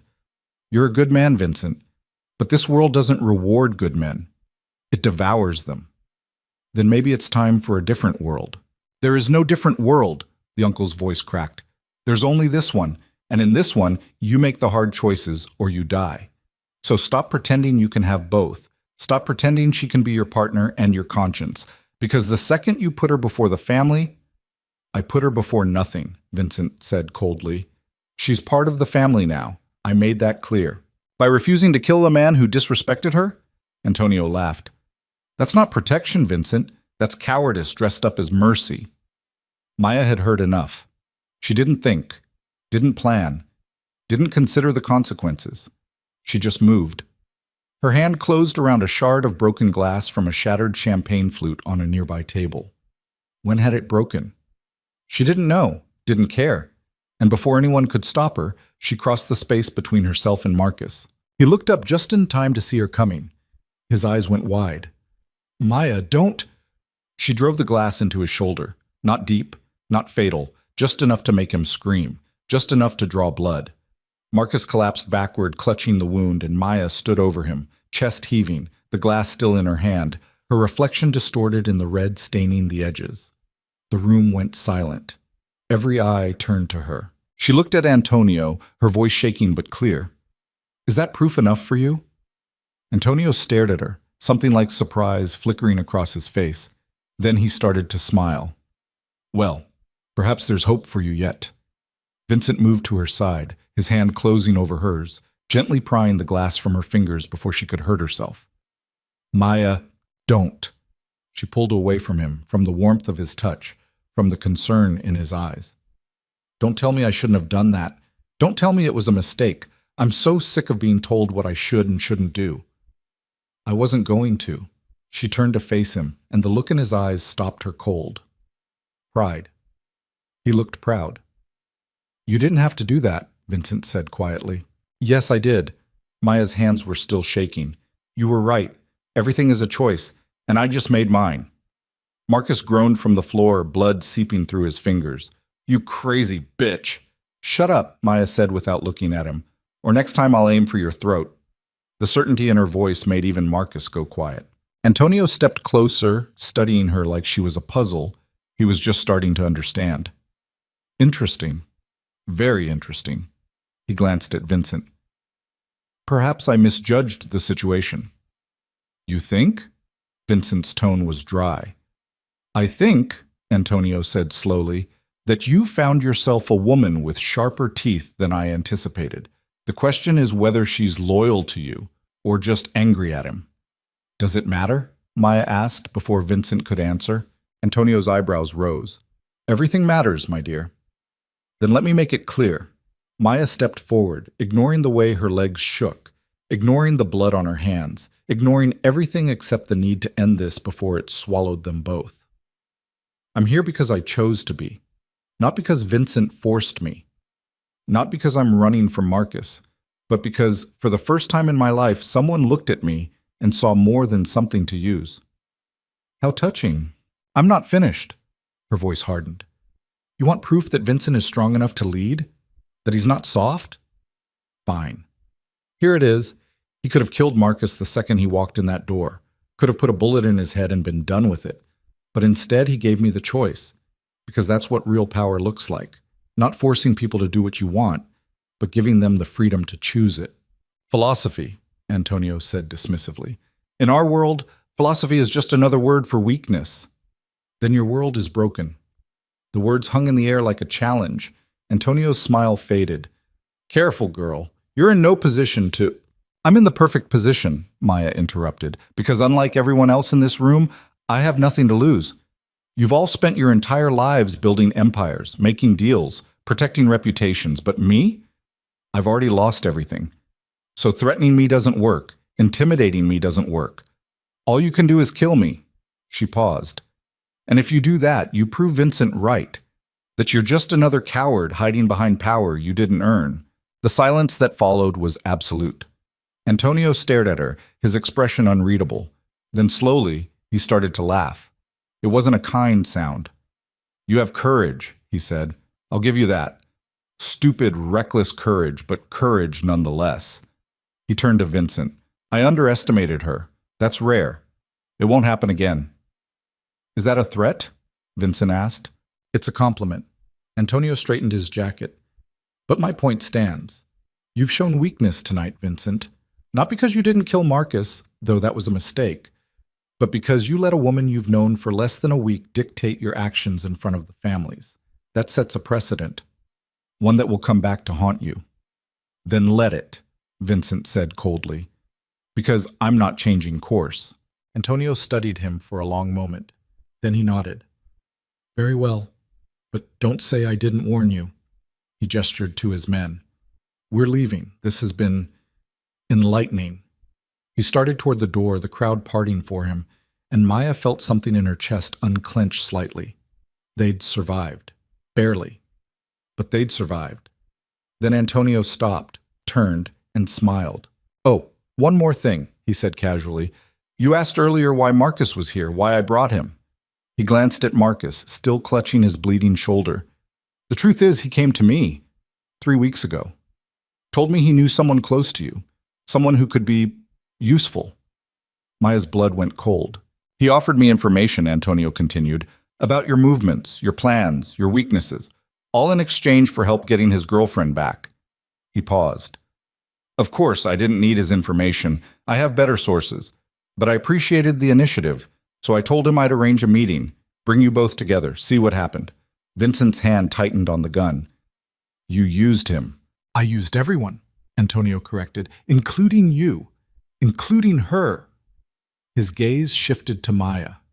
Tell me, my dear, did you ever wonder how Marcus found you at that wedding? How he knew exactly where to go? Maya's heart stopped. It wasn't luck, Antonio said, and it wasn't coincidence. I told him where you'd be, told him when. I wanted to see what Vincent would do when confronted with a direct challenge to his authority, and he did exactly what I expected. He claimed you, made you his responsibility, painted a target on both your backs. You're lying, Maya whispered. Am I? Antonio tilted his head.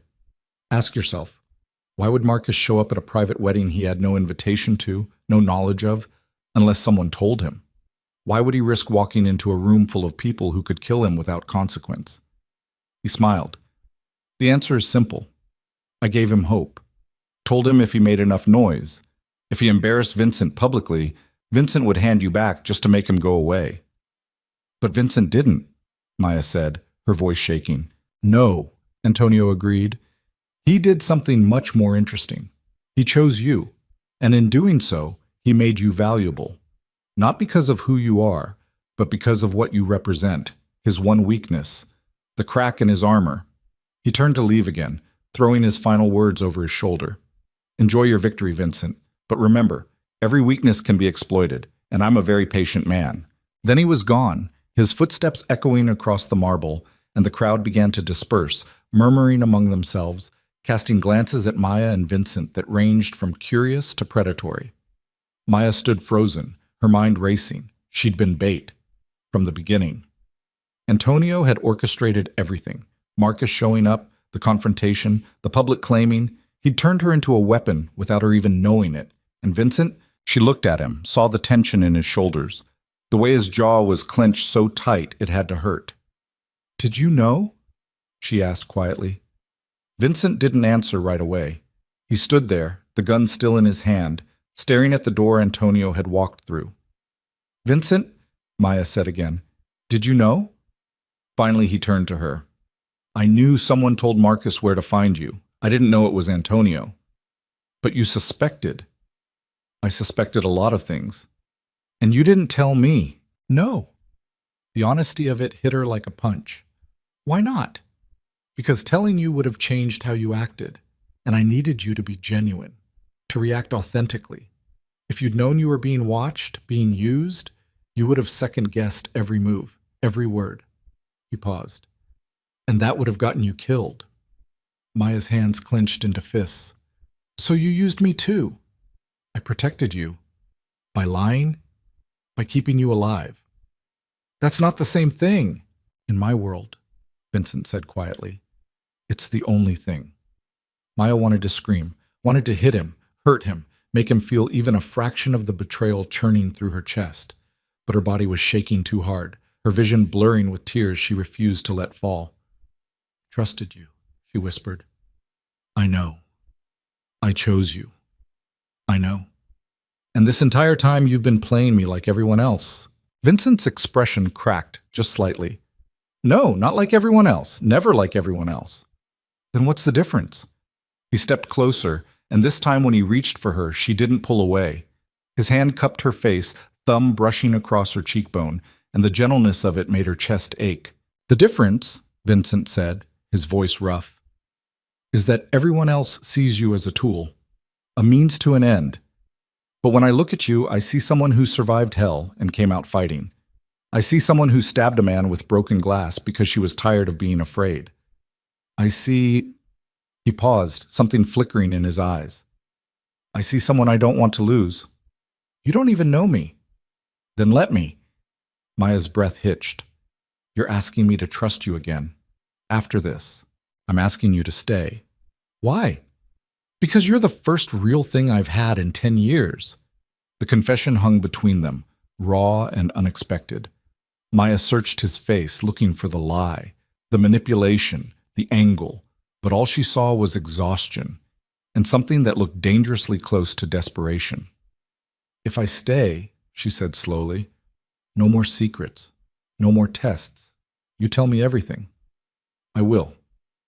And if you lie to me again, I won't. You can't promise that. No, Vincent agreed, but I can try. It wasn't enough. It should have been nowhere near enough. But standing there, in the ruins of a plan that had blown up in both their faces, with Marcus bleeding on the floor and the family circling like sharks, Maya realized something terrifying. She didn't want to leave. She wanted to stay. Not because she had nowhere else to go, but because Vincent Torino, liar, manipulator, crime lord, was the first person who'd ever looked at her and seen strength instead of something to break. And that was worth fighting for, even if it killed her. Okay, she whispered. Vincent's eyes darkened. Okay? Okay. He leaned in, and this time he did kiss her. It wasn't soft, wasn't gentle. It was desperate and fierce, and tasted like blood and broken promises. And Maya kissed him back with everything she had left, all the fear and anger and hope she'd been carrying for too long. When they finally broke apart, both breathing hard, Vincent rested his forehead against hers. We need to leave, he said quietly. Before Antonio decides to make another move.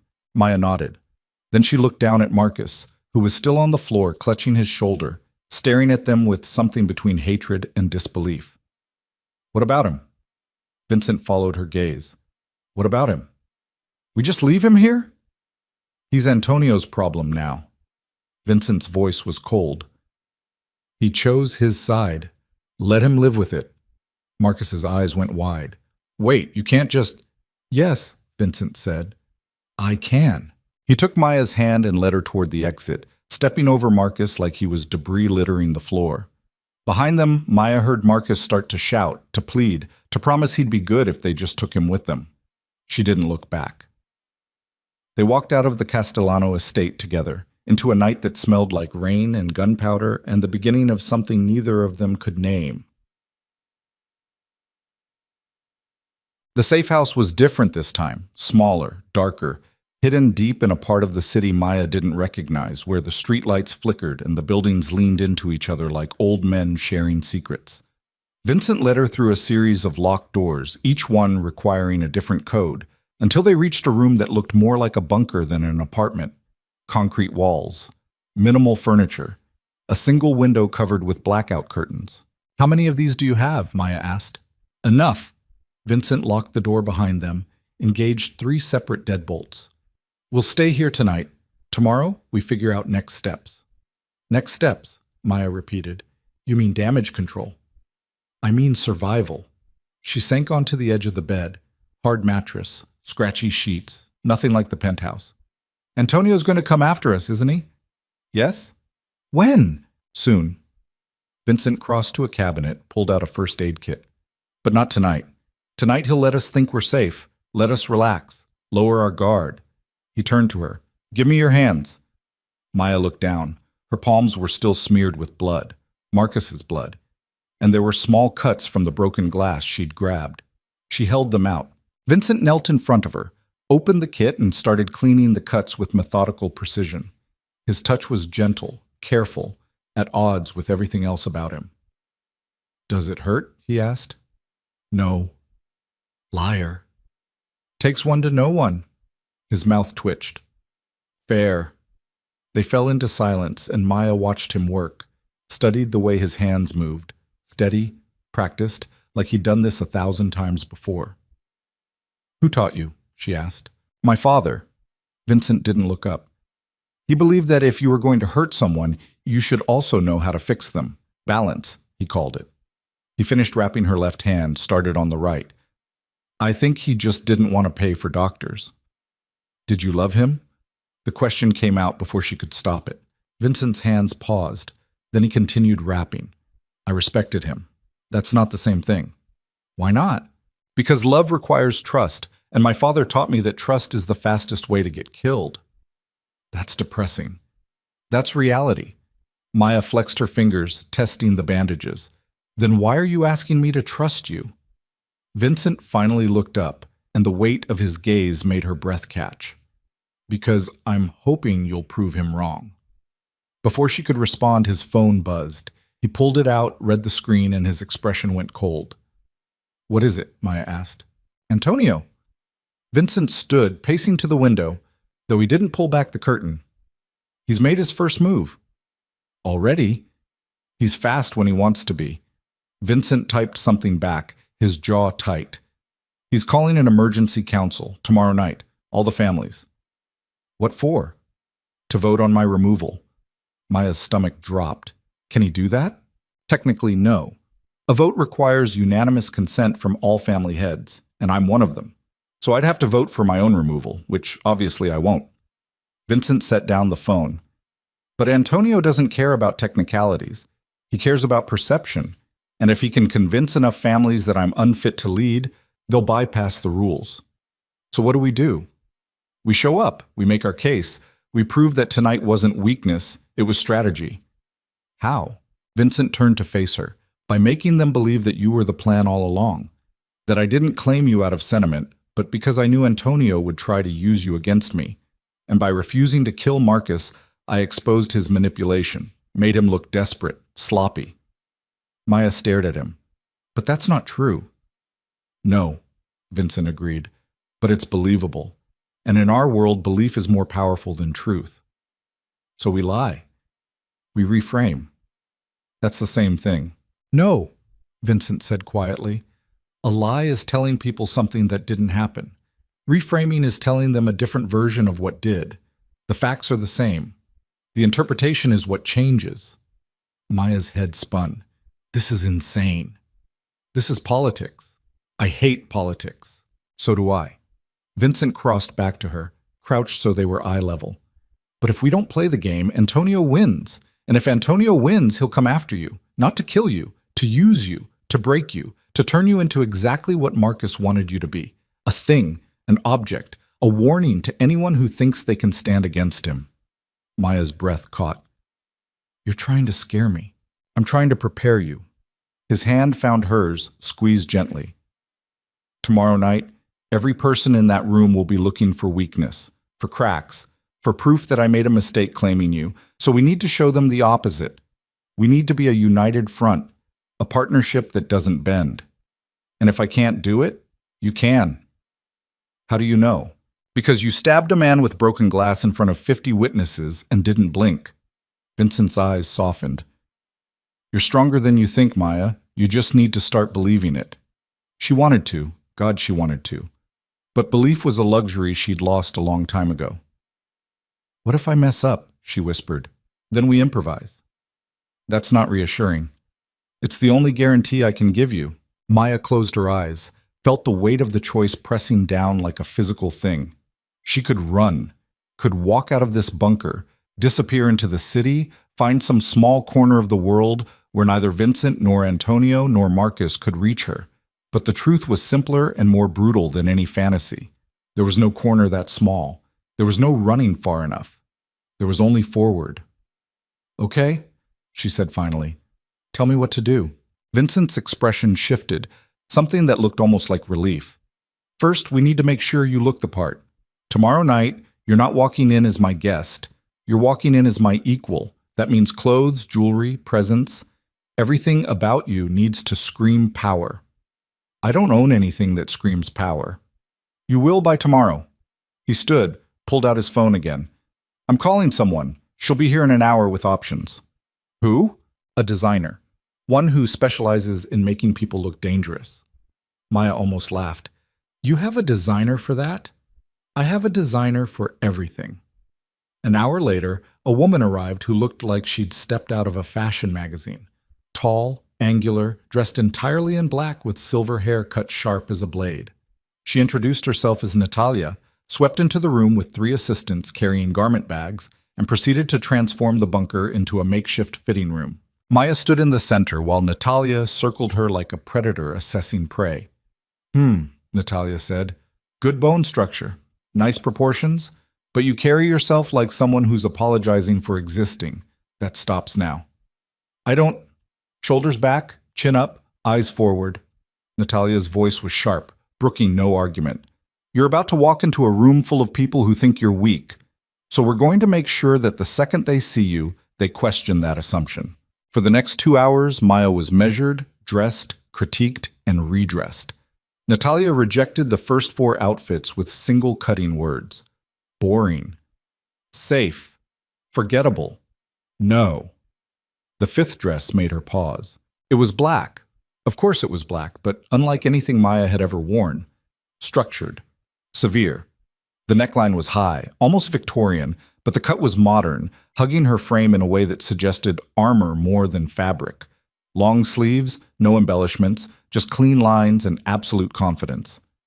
"This," Natalia said, "this is the one." Maya looked at herself in the mirror they'd brought and barely recognized the woman staring back. She looked older, harder, like someone who could stand next to Vincent Torino and not disappear. "I don't know if I can pull this off," she said quietly. Natalia stepped beside her, met her eyes in the reflection. "The dress doesn't pull itself off. You do. The dress just makes sure people pay attention while you're doing it. What if they don't believe it? Then make them." Natalia's expression softened, just slightly. "Power isn't something you're born with, girl. It's something you take. And tomorrow night, you're going to walk into that room and take every ounce of it you can carry." After Natalia left, Maya stood alone in front of the mirror, still wearing the dress, and tried to see what Vincent saw when he looked at her. She couldn't. All she saw was a girl playing dress-up in a world that would eat her alive the second she showed weakness. "You look perfect." She turned. Vincent stood in the doorway, jacket off, sleeves rolled up, watching her with an expression she couldn't quite read. "I look terrified," Maya corrected. "That too." He crossed to her, stopped close enough that she could feel the warmth radiating off him. But terror and power aren't mutually exclusive.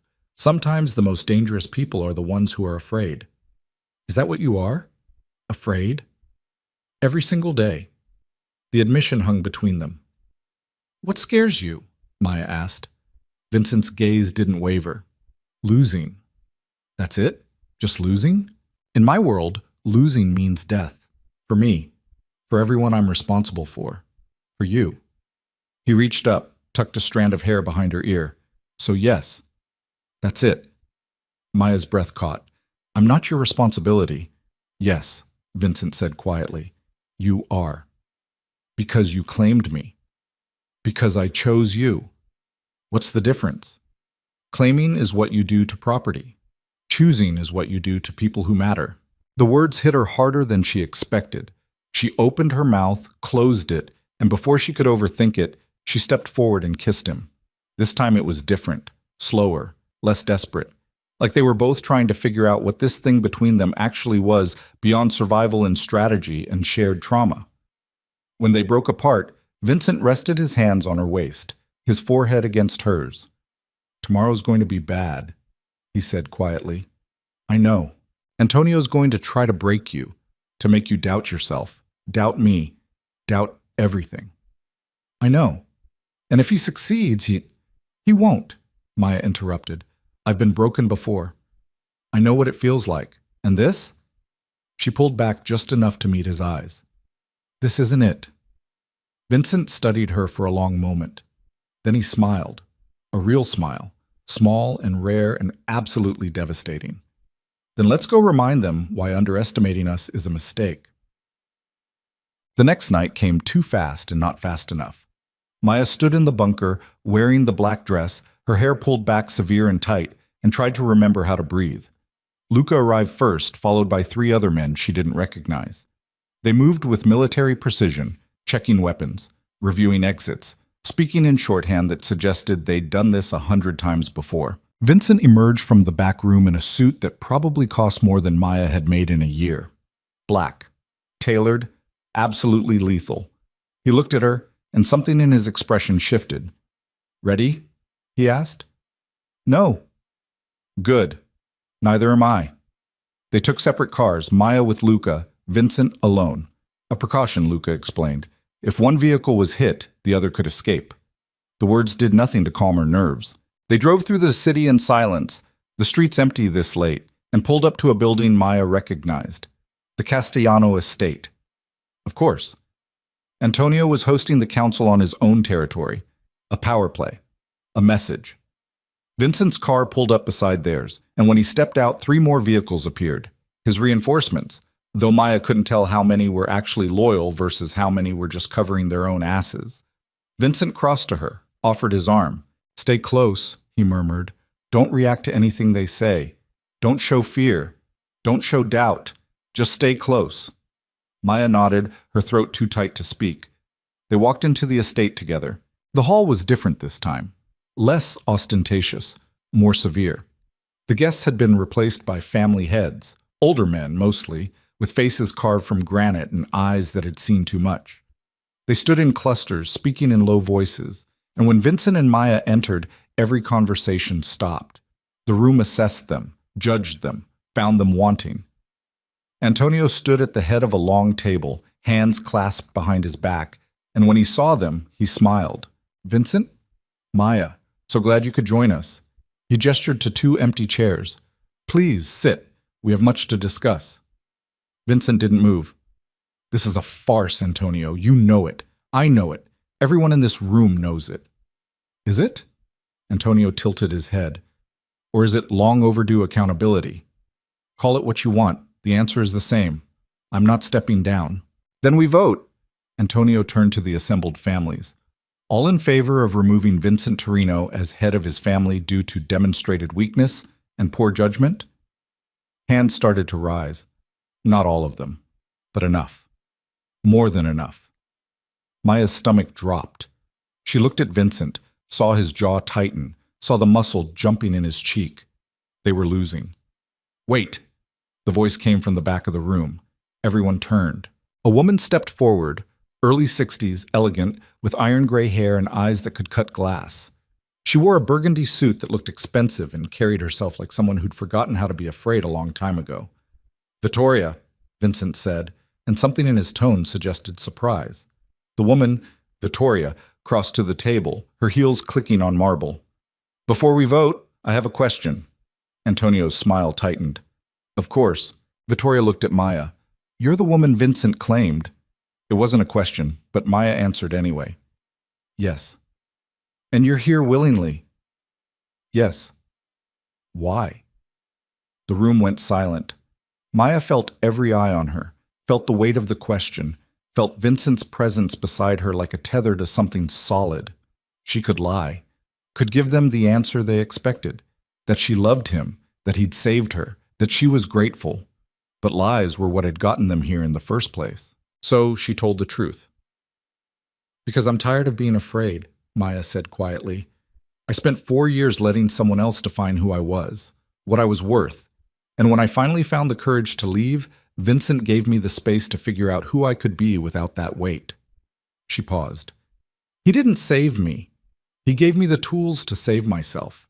and that's worth staying for. Vittoria studied her for a long moment. Then she turned to Antonio. You say Vincent is weak because he didn't kill the man who hurt her. I say that shows restraint, discipline, the ability to choose strategy over instinct. She gestured to Maya. And look at what he gained. A woman willing to stab her abuser in front of 50 witnesses. A partner who doesn't flinch when threatened. That's not weakness, Antonio. That's evolution. Antonio's expression darkened. With all due respect, Vittoria, I'm not finished. Vittoria's voice cut through his like a blade. You orchestrated this entire situation to embarrass Vincent, to expose what you perceive as his flaws. But all you did was prove that he's willing to adapt, to build alliances based on mutual respect instead of fear. And frankly, that's something this council could use more of. She turned to the assembled families. I vote no. Vincent stays. The room shifted, another hand lowered. Then another. Not everyone, but enough to tip the balance. Antonio's face went cold. This isn't over. Yes, Vittoria said calmly. It is. Unless you want to challenge Vincent directly, in which case, she smiled.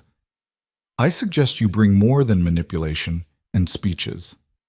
The threat was unmistakable. Antonio stared at her, then at Vincent, then at Maya. For a moment, she thought he might actually do it, might pull a gun, might call his men, might turn this into the bloodbath it had been threatening to become all night. But then he straightened his jacket, smoothed his expression, and smiled. Very well. The council has spoken. He nodded to Vincent. Congratulations. You keep your seat, for now. Vincent didn't react, didn't gloat, just inclined his head slightly. Thank you for your time. They left together. Vincent, Maya, Vittoria, and an escort of Vincent's men. No one spoke until they were outside, until the doors closed behind them, and the night air hit Maya's lungs like a gift. Then Vittoria turned to Vincent. You owe me, she said. I know. I'll collect eventually. I know. Vittoria's gaze shifted to Maya. And you. Don't let him turn you into something you're not. I won't, Maya said. Good. Vittoria's expression softened, just slightly. He needs someone who'll tell him the truth, even when it hurts, especially when it hurts. Can you do that? Maya looked at Vincent, saw the exhaustion in his eyes, the relief, the gratitude. Yes, she said. I can. Vittoria nodded. Then you might actually survive this. She walked away, disappearing into a waiting car, and Maya was left standing beside Vincent in the cooling night, the city spreading out around them like a battlefield they'd somehow managed to cross. Who was that? Maya asked. Vittoria Russo. She runs the shipping operations along the waterfront. One of the few family heads who remembers what it was like before power turned everyone into monsters. Vincent looked at her. She's also the only person in that room who could have overruled Antonio. Why did she help us? Because she thinks I'm trying to change things, to make this world less brutal. He paused. She's wrong, but I'm not going to correct her. Maya almost laughed. Almost. Instead, she just leaned against him, let his arm wrap around her shoulders, and tried to process the fact that they'd just survived another night. Barely. What happens now? She asked. Vincent was quiet for a long moment. Then he said the words that made her blood run cold. Now Antonio stops playing games and starts playing for keeps. Vincent's words hung in the air like smoke from a gun that had already been fired. Maya felt them settle into her bones, heavy and cold. And when she looked up at him in the dim light outside the Castellano estate, she saw something in his expression that made her stomach clench. Fear. Not the kind that made you run. The kind that made you dig in deeper because running only delayed the inevitable. How long do we have? She asked. Vincent's arm tightened around her shoulders. Hours. Maybe less. Before what? Before Antonio decides that embarrassing me politically isn't enough. Before he comes for us with everything he has. The night air tasted like rain and exhaust and the metallic edge of violence waiting to happen. Maya pulled away from Vincent's embrace, needing to see his face clearly, needing to understand what they were actually up against. You knew this would happen, she said. When Vittoria spoke up, when the vote failed, you knew Antonio wouldn't let it go. Yes. Then why didn't we leave? Why didn't we run the second we walked out those doors? Vincent's gaze drifted past her, scanning the street with the automatic vigilance of someone who'd spent a lifetime expecting ambush. Because running is what he expects, what he wants. The second we show fear, we prove him right, that I'm not strong enough to hold my position, that you're a liability I can't protect. So instead we what? Wait for him to attack? No. Vincent pulled out his phone, typed something fast. We move first. Move how? Before he could answer, Luca appeared at his elbow, breathing hard, his face pale in the streetlight. Boss, we've got a problem. Vincent's expression went flat. How bad? 3 of our safe houses just went dark, no contact, no response. Luca's hand was on the gun at his hip, knuckles white. And there's chatter on the police scanners. Multiple units responding to shots fired near the waterfront. The waterfront? Vincent's jaw tightened. That's Vittoria's territory. Yeah. Luca met his gaze. And the address they're responding to? It's her warehouse. The one where she runs the shipping operations. Maya's breath caught. Antonio's going after her? Already? He's sending a message. Vincent's voice was cold, controlled, but underneath it Maya heard the edge of something sharper. Help me, and this is what you get. Protection doesn't exist. Loyalty doesn't matter. Only power. We have to help her, Maya said. Vincent turned to her. No. What? We can't. If we go to Vittoria now, we walk straight into whatever trap Antonio's set.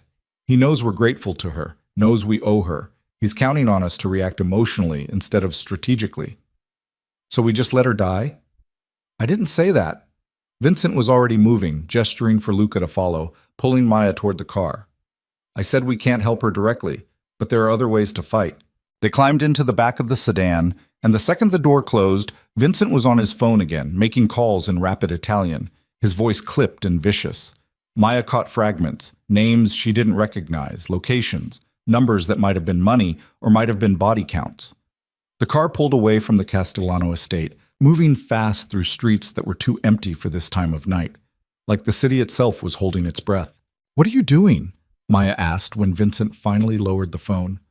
Calling in debts, activating assets, reminding people that Antonio doesn't own this city. He just thinks he does. Vincent's gaze was focused on something she couldn't see, some invisible board where he was moving pieces faster than she could track. Vittoria helped us. Now I'm making sure she survives long enough to regret it. That's not funny. It wasn't meant to be.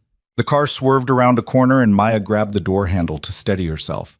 Her heart was pounding so hard she could feel it in her throat, her wrists, her temples. Everything was moving too fast. Too much. 20 minutes ago, they'd been standing in a council chamber, narrowly avoiding political execution. Now they were racing through the city, while somewhere across town, a woman who'd saved them was under attack. Where are we going? Maya asked. Vincent finally looked at her, and the intensity in his gaze made her forget how to breathe. Somewhere Antonio won't expect, somewhere he can't reach. Not without starting a war he's not ready to fight. Where? The one place in this city that doesn't belong to any family, that exists outside the power structure, outside the rules. He paused. The restaurant. Maya blinked. Your restaurant? The one where we had lunch? It's more than a restaurant. Vincent's hand found hers, squeezed once. It's neutral ground. Has been for 20 years. Any family can eat there, conduct business, make deals, but violence is forbidden. The second someone breaks that rule, every family in the city turns on them. It's the one piece of peace we've managed to maintain. And you think Antonio won't violate it? I think he's desperate, and desperate men make mistakes. Vincent's mouth curved, sharp and cold. I'm counting on it. The restaurant appeared ahead, small, understated, the kind of place you'd walk past 100 times without noticing. But when they pulled up, Maya saw the guards positioned at the corners, the cameras hidden in the eaves, the way the building sat like a fortress disguised as something ordinary. They climbed out. The night had gone quiet in the wrong way. No traffic, no voices, just the whisper of wind through empty streets. Vincent led her inside. The interior was exactly as she remembered. White tablecloths, soft lighting, the smell of garlic and wine and old wood, but now it was empty. No diners, no staff, just silence. And sitting at a table in the back, a glass of red wine in his hand, and that same cold smile on his face was Antonio Castellano. Maya's blood turned to ice. Vincent didn't slow, didn't react, just walked straight to the table like he'd been expecting this all along. Maybe he had. Antonio, Vincent said calmly, breaking your own rules? Not at all. Antonio gestured to the empty restaurant. I reserved the entire establishment for the evening, paid handsomely for the privacy. No violence, just conversation. He glanced at Maya, and perhaps a lesson in consequence. Vincent pulled out a chair, sat. What do you want? I want you to understand something. Antonio leaned forward, his expression serious for the first time since Maya had met him. This city has rules, balance, order. Your father understood that. Your uncle understood that. But you, he shook his head. You think you can rewrite the rules because you have a conscience, because you want to be better than the men who came before you. That's so wrong? It's suicidal. Antonio's voice hardened. The second you show weakness, the second you prioritize one person over the family, the system collapses. Rivals smell blood. Allies question loyalty. Everything our fathers built crumbles. Or, Vincent said quietly, it evolves, becomes something that doesn't require constant violence to maintain. Antonio laughed, actually laughed. You still believe that? After tonight? After I showed you exactly how fragile your position is? He set down his wine glass. Vincent, I don't want to destroy you. I want you to wake up, to remember what you are, what we all are. And what's that? Predators. Antonio's gaze shifted to Maya. Not heroes, not saviors. Predators who survive by being stronger, faster, more ruthless than everyone else. And the second you forget that, the second you let something like her make you soft, you die.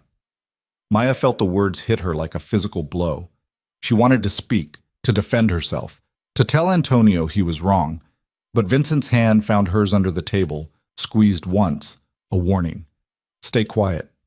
Let me handle this. You're right, Vincent said. Antonio's eyebrows rose. I'm sorry? You're right. I did let her make me soft. I claimed her without thinking through the consequences.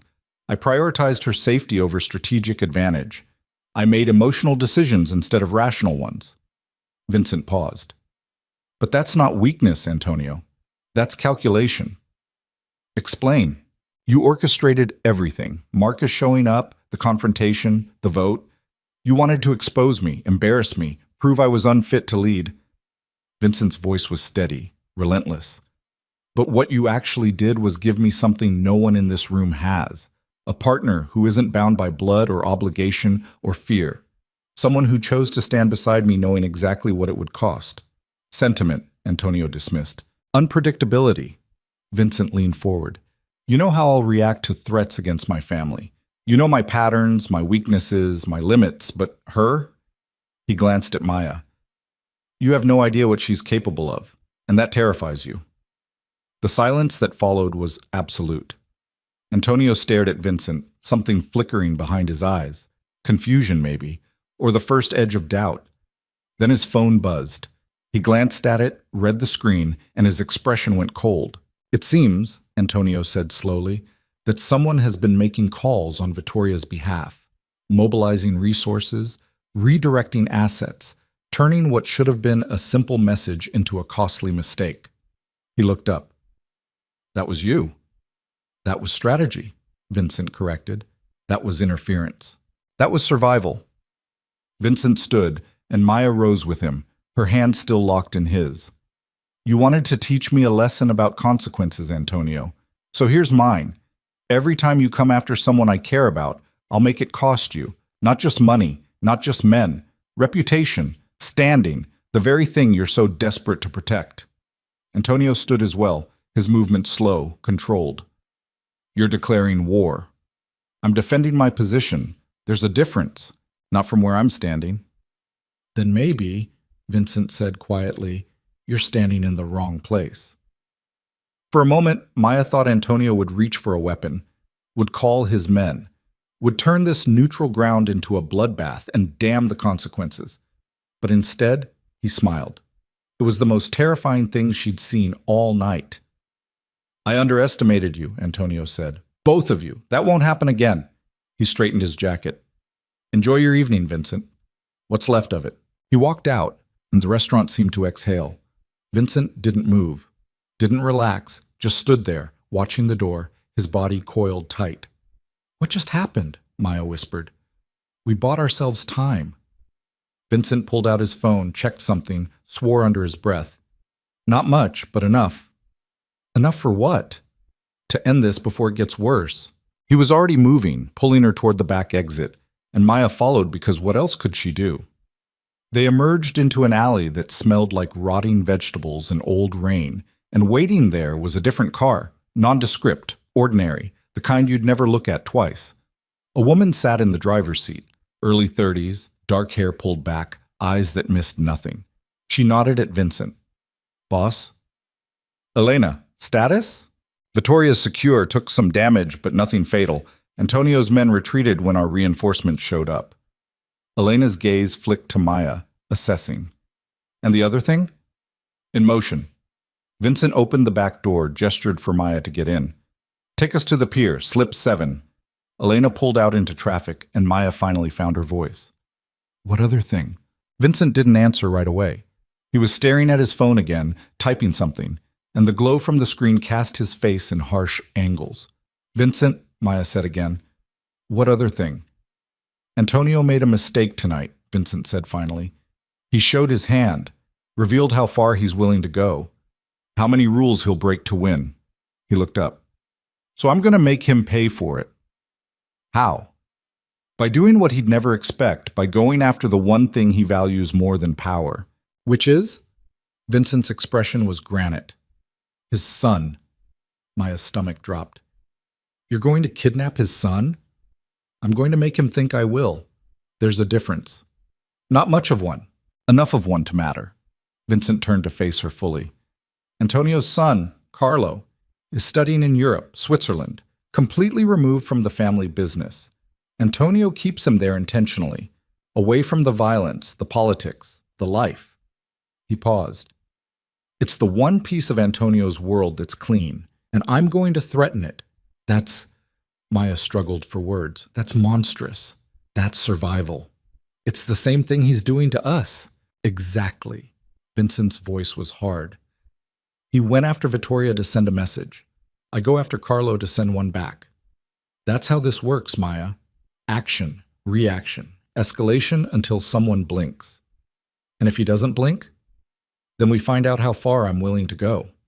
The car turned onto a waterfront street, and through the window, Maya could see the docks stretching out into darkness, cranes and cargo containers, and the slow roll of waves against concrete. I can't be part of this, Maya said quietly. Vincent's jaw tightened. You already are. No, I signed up to survive, to stay alive, not to, she gestured helplessly, not to terrorize someone's kid because his father is a bastard. Carlo is 23 years old, hardly a kid. That doesn't make it right. Nothing about this is right. Vincent's control finally cracked, his voice rising. You think I want to do this? You think I enjoy playing these games? I'm trying to keep us both alive, Maya. And if that means making Antonio believe I'm willing to cross lines I'd never actually cross, then that's what I'll do. You're bluffing. I'm strategizing. It's the same thing. No, Vincent said. It's not. A bluff is a lie. A strategy is a calculated risk based on your opponent's perception of what you might do. He leaned closer. Antonio thinks I'm soft, weak, sentimental, so I'm going to make him question that. Make him wonder if maybe, just maybe, he pushed me too far. Maya stared at him, this man who'd claimed her, protected her, kissed her like she mattered, and realized with sickening clarity that she didn't actually know him at all. Who are you? She whispered. Vincent's expression shuddered. I'm the man trying to keep you alive, even if you hate me for it. The car stopped. Elena turned around. We're here. Vincent climbed out first, offered his hand. Maya hesitated, staring at that outstretched palm, and felt the weight of another choice pressing down. Stay in the car. Refuse to be part of this. Let Vincent handle it alone and live with whatever consequences came. Or step out. Stay beside him. See this through to whatever brutal end was waiting. She took his hand. They walked out onto the pier together, the ocean spreading black and endless beyond the docks, and waiting at Slip 7 was a boat Maya didn't recognize. Sleek, fast, the kind of thing that could outrun anything the Coast Guard had. A man stood on the deck, 50s, weathered, with the look of someone who'd spent more time on water than land. He nodded when he saw Vincent. "It's ready." "Good." Vincent turned to Maya. "Wait here." "Like hell." "Maya."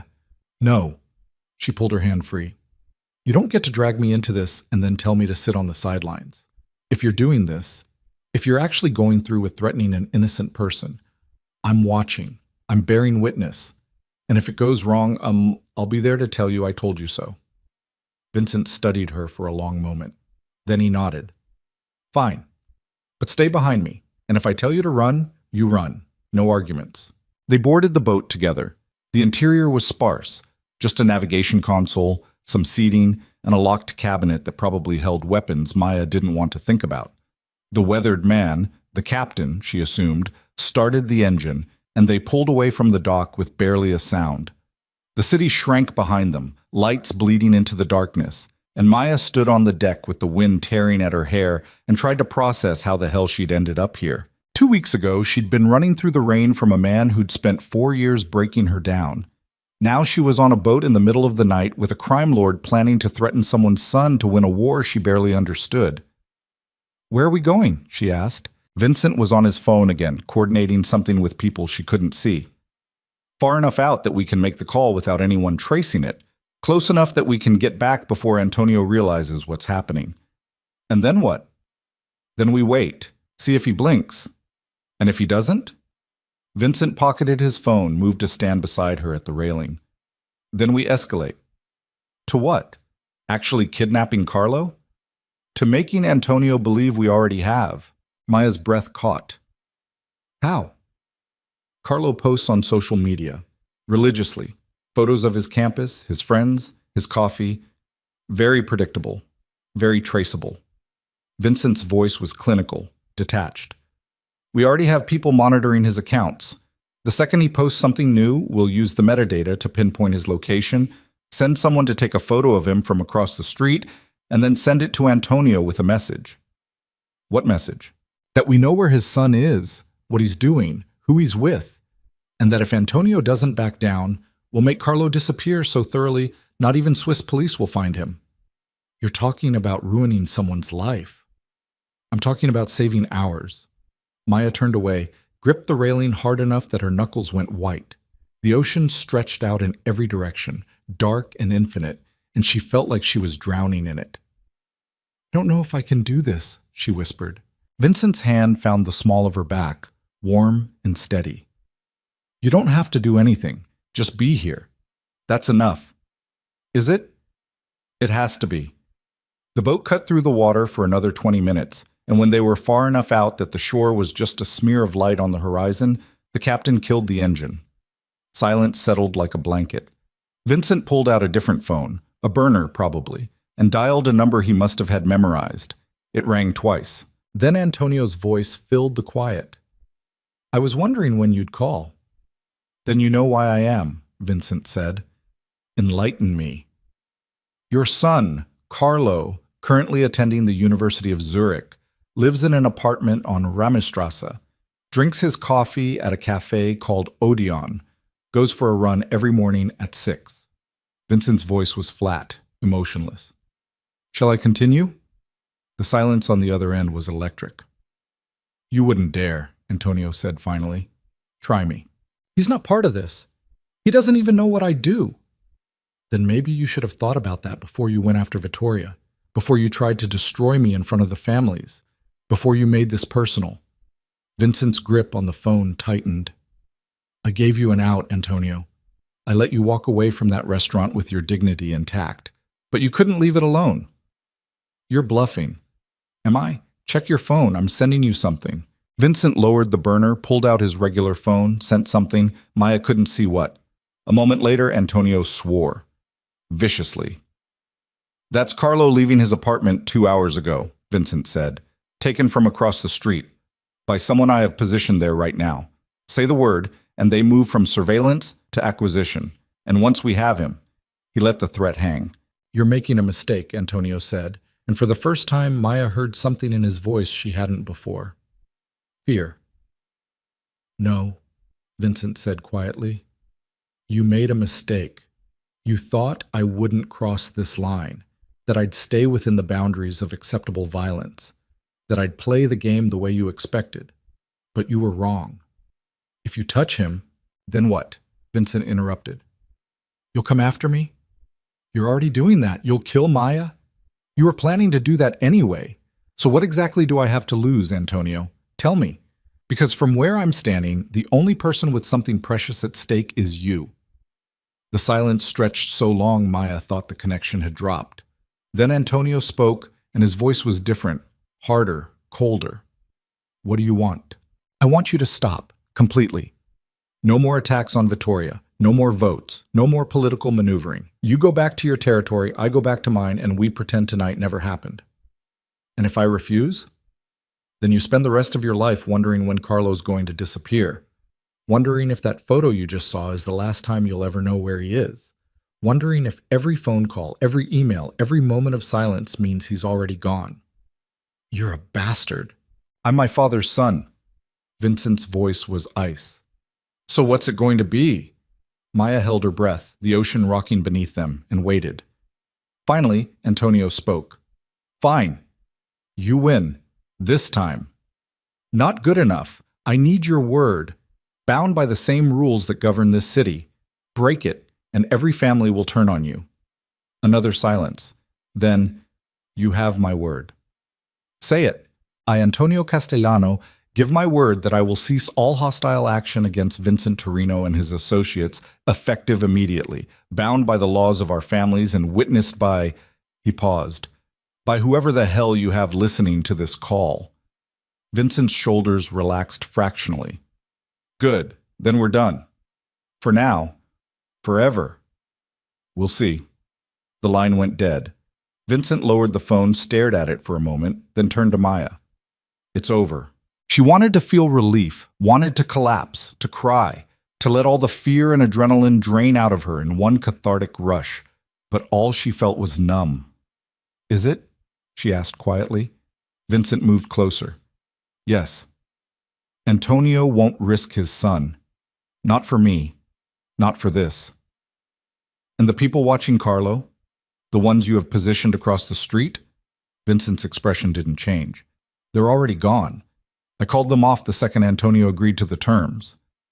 "So you were bluffing. I was strategizing." "It's the same—" Maya stopped herself, shook her head. "Never mind. I don't care anymore." "Maya, no." She stepped back, put space between them. "You did what you had to do. You saved us. You won. Congratulations." Her voice cracked. "But don't ask me to be okay with it. Don't ask me to pretend that threatening an innocent person's life is just another Tuesday in your world." "It's not about being okay with it," Vincent said. "It's about survival. And sometimes survival requires—" "I know what it requires." Maya's voice rose. "I spent 4 years learning exactly what it requires. The lies, the compromises, the pieces of yourself you cut away to make it through one more day. I know, Vincent. Better than you think. Then you understand why I did it. Understanding doesn't make it right." "No," Vincent agreed, "but it makes it necessary." They stood there on the deck, the distance between them feeling wider than the ocean surrounding them, and Maya realized with a sick certainty that nothing would ever be simple between them. Not trust, not honesty, not even love, if that's what this thing growing between them actually was. It would always be complicated by violence and strategy and the brutal calculus of survival. "Take me back," she said quietly. "Maya, please, just take me back." Vincent studied her for a long moment. Then he nodded and called to the captain. "Turn us around." The boat roared to life, cutting back toward the city, and Maya stood at the railing and watched the lights grow closer. Behind her, Vincent made more calls, cleaned up the operation, dismantled the threat as efficiently as he'd constructed it. And Maya stood there, alone, and wondered what the hell she was supposed to do now. They docked just before dawn. The city was starting to wake. Delivery trucks, early commuters, the slow bleed of light across the skyline. Luca was waiting on the pier with two other men, and when he saw Vincent, he visibly relaxed. Boss, Vittoria's people confirmed Antonio's standing down. He's pulling back across the board. Whatever you said to him, Luca shook his head. It worked. Good. Vincent glanced at Maya. Get her somewhere safe, somewhere quiet. I need to handle cleanup. Where are you going? Maya asked. To make sure Antonio keeps his word, to shore up alliances, to... He trailed off, rubbed his face. To do what needs to be done. Without me. You need rest. What I need, Maya said, is to know this is actually over. It is. Prove it. Vincent looked at her, and something in his expression cracked. I can't. Not yet. Not until I've secured every angle, closed every gap, made absolutely certain that Antonio doesn't find a way around his promise. He stepped closer. But I will. I swear to you, Maya. This ends today. She wanted to believe him, wanted it so badly it hurt. But belief was a luxury she'd lost a long time ago. Fine, she said. I'll wait. Vincent nodded, started to turn away, then stopped. For what it's worth, I'm sorry. For all of it. Which part? The part where I made you complicit in something you didn't sign up for. The part where I used Antonio's son as leverage. The part where I... He paused. Where I made you see exactly what I'm capable of. Maya's throat tightened. And what are you capable of, Vincent? He met her gaze, and the honesty in his eyes was devastating. Anything, as long as it keeps you alive.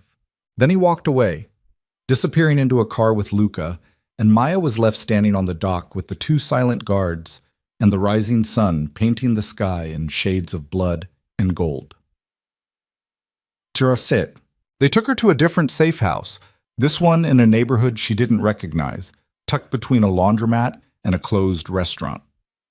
The guards positioned themselves outside, and Maya climbed the stairs to the second floor alone. The apartment was small, clean, anonymous. She showered, washing off the salt and fear and exhaustion, and stood under the hot water until her skin turned pink and her fingers pruned. When she finally emerged, wrapped in a towel with her hair dripping down her back, she found clothes laid out on the bed. Simple. Comfortable. The kind of thing you wore when the world had finally stopped trying to kill you. She dressed slowly, her body aching in new ways, and sat on the edge of the bed.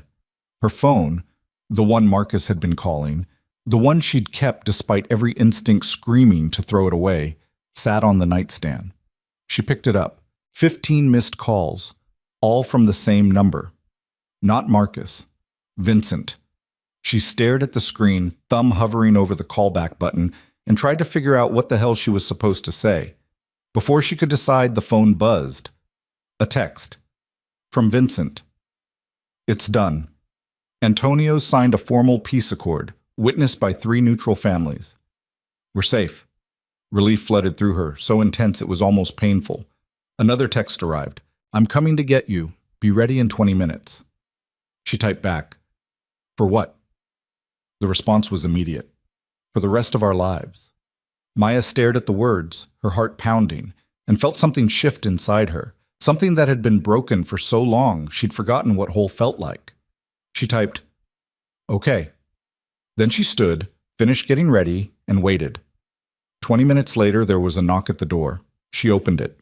Vincent stood there, still in the same clothes from the boat, dark circles under his eyes, exhaustion written in every line of his body.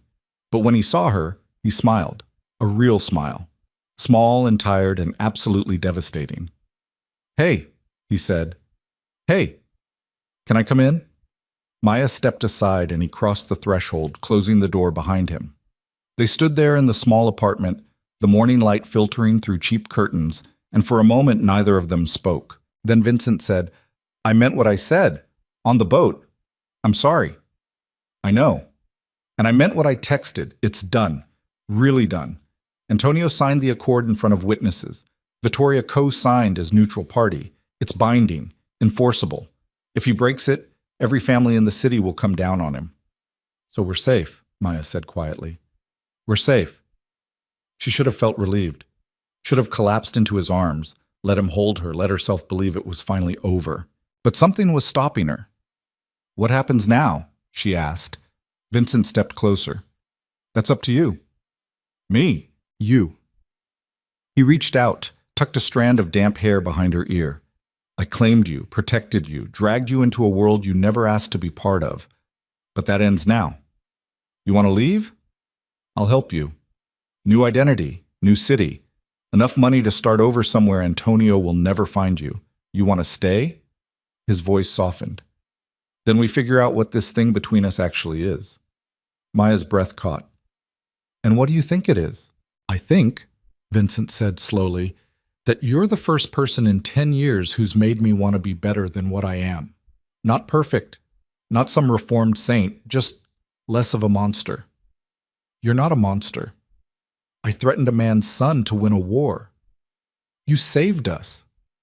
Same thing. No, Maya said, echoing his words from earlier. It's not. Vincent's expression cracked, and she saw it then.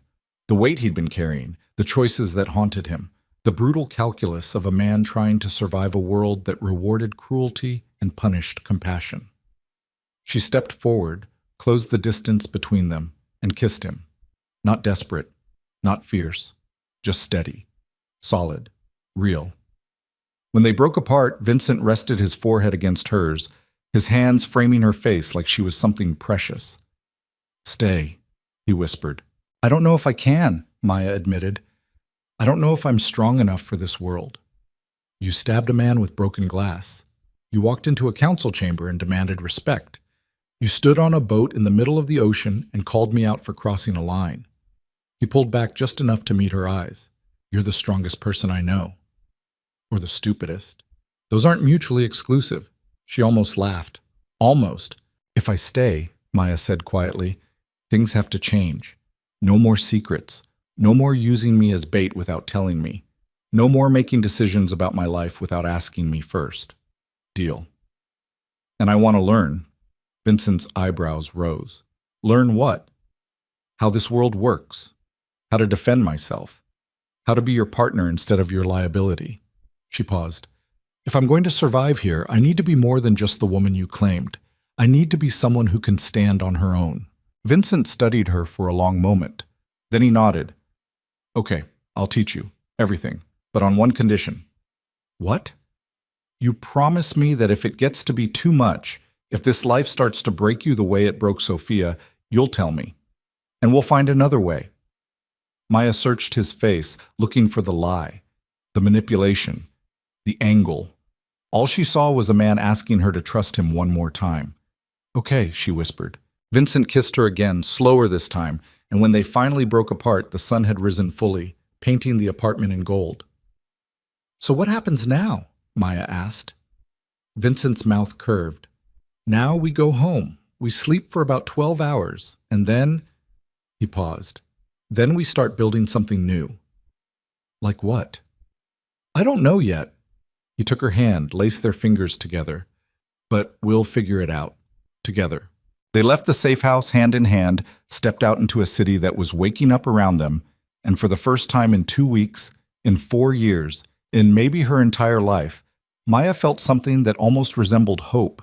It was fragile, uncertain, easily broken, but it was hers, and she was going to fight like hell to keep it. Yeah, the penthouse looked different in daylight, less sterile, more like a home. Vincent led her inside, and Maya collapsed onto the couch, with a groan that came from somewhere deep in her bones. Every muscle ached, every thought felt sluggish, weighed down by exhaustion.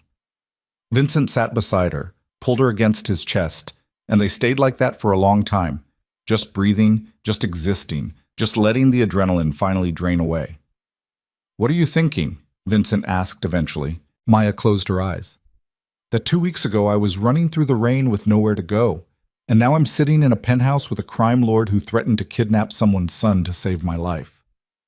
When you put it that way, it sounds insane. It is insane. Yeah. Vincent's hand moved through her hair, gentle and rhythmic. But it's ours. Maya smiled despite herself. Is that what we're calling this? Ours? Unless you have a better word. She thought about it. about everything that had happened, everything she'd survived, everything she'd become in the span of 2 impossible weeks.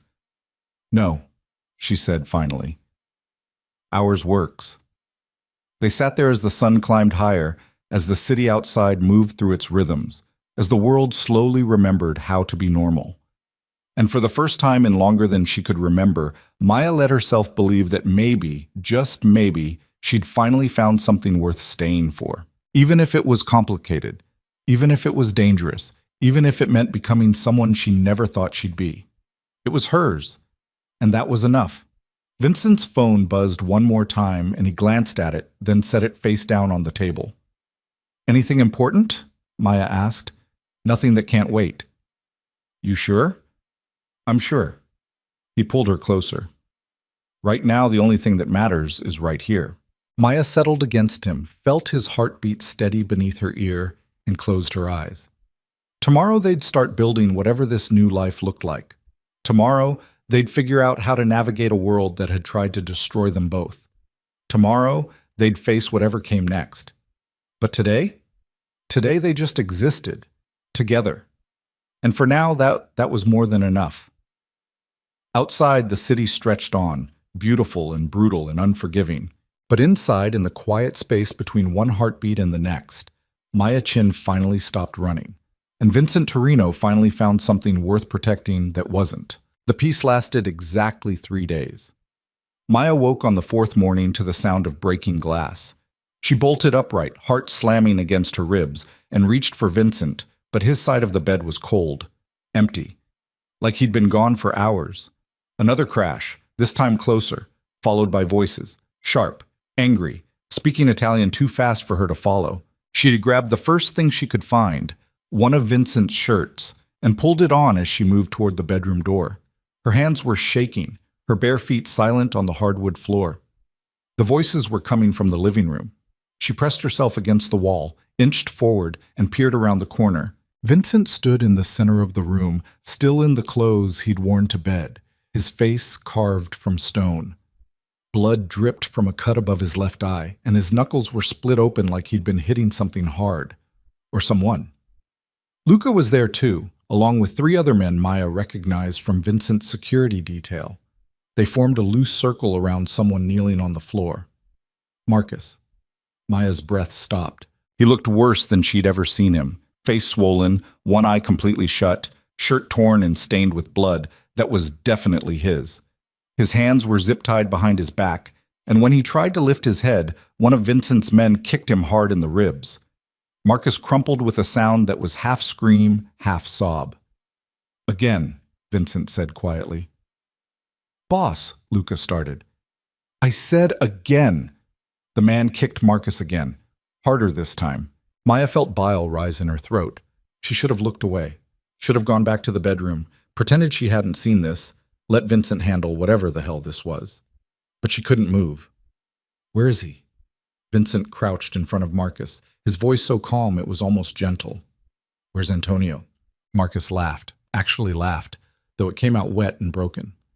"You think he tells me anything? I'm just the bait man, the distraction." He spat blood onto the floor. "He's using me the same way you used that girl." Vincent's hand shot out, grabbed Marcus by the throat, slammed him backward against the floor. "Don't." "What?" Marcus choked out.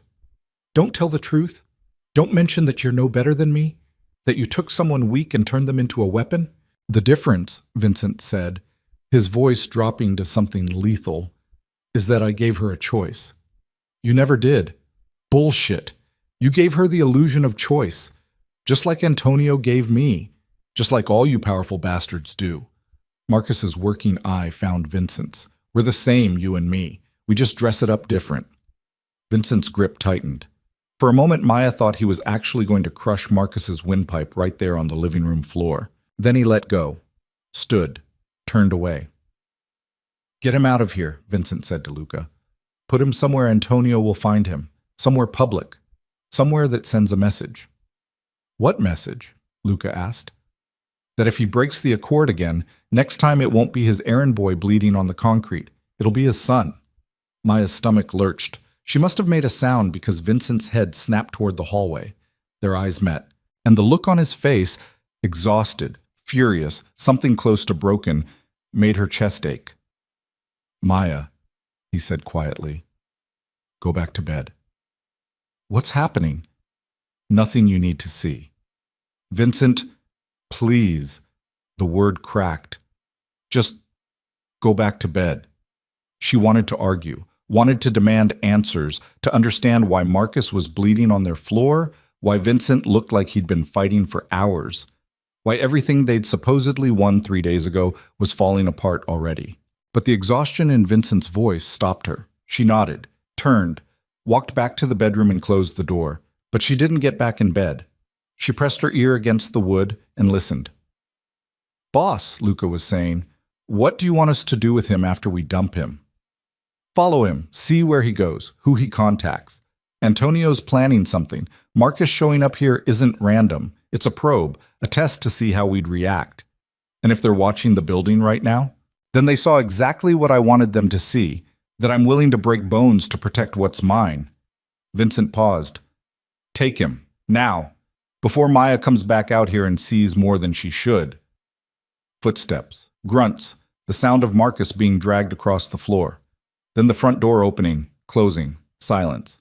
Maya waited another minute, then opened the bedroom door. Vincent stood alone in the middle of the living room, staring at the blood on the floor like it was a problem to be solved. He'd grabbed a towel from somewhere and was pressing it against the cut above his eye. "You didn't go back to bed," he said without looking at her. "You knew I wouldn't." "Yeah." He finally turned. "I hoped you would anyway." Maya crossed to him, took the towel from his hand and gestured for him to sit. He did, sinking onto the couch like every bone in his body ached. She cleaned the cut carefully, methodically, the way he'd cleaned her hands after she'd stabbed Marcus with broken glass. The symmetry of it wasn't lost on her. "What happened?" she asked quietly.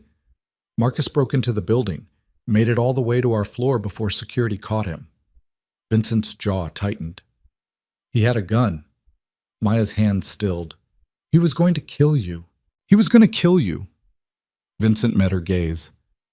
"He told them, told security, that if he couldn't have you, no one could, that you belonged to him, that I'd stolen his property and he was taking it back." The words hit her like a fist. "So I made sure he understood," Vincent continued, his voice flat, "that you were never his property, that you never will be, and that if he ever comes near you again, I'll kill him, slowly, painfully, in a way that makes tonight look like mercy." Maya set down the towel, her hands shaking. "Did Antonio send him?" "I don't know. Maybe. Maybe Marcus is just that desperate, that broken." Vincent rubbed his face. "Either way, it doesn't matter. He came here, threatened you. That's enough." "You should have killed him." Vincent's eyes snapped to hers, surprised.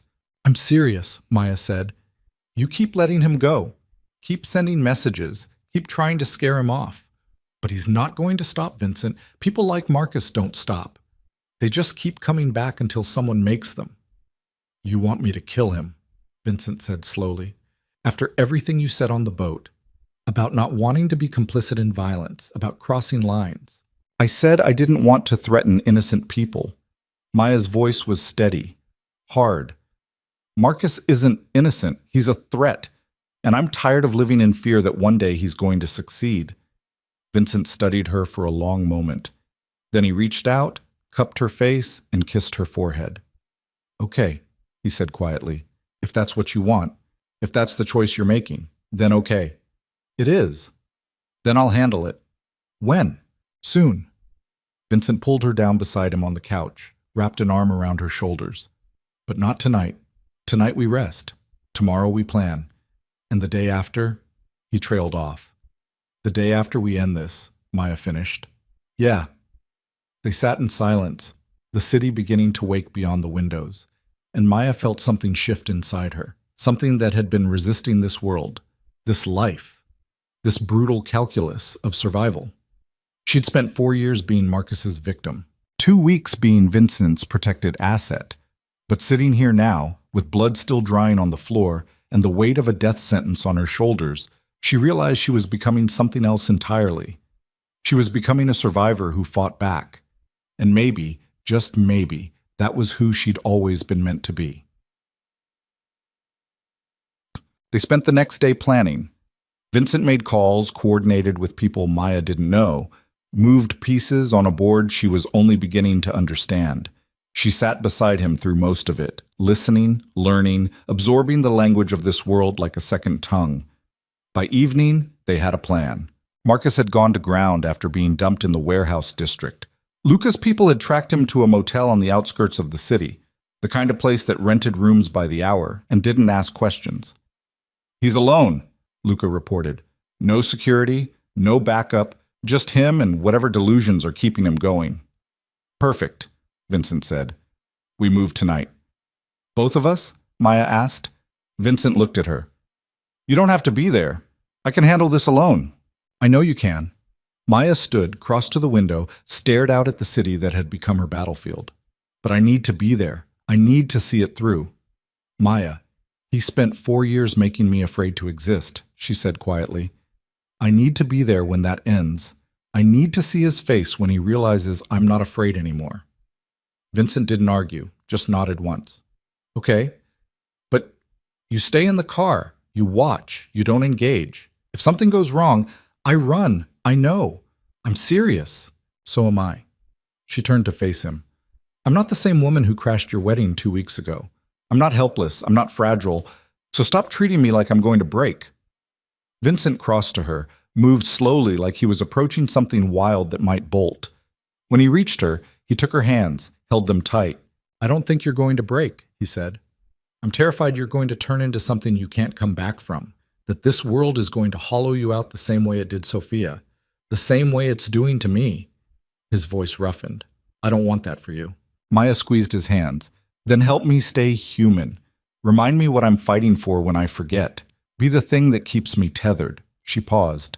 "But don't try to protect me from the consequences of my own choices. I need to own this, all of it."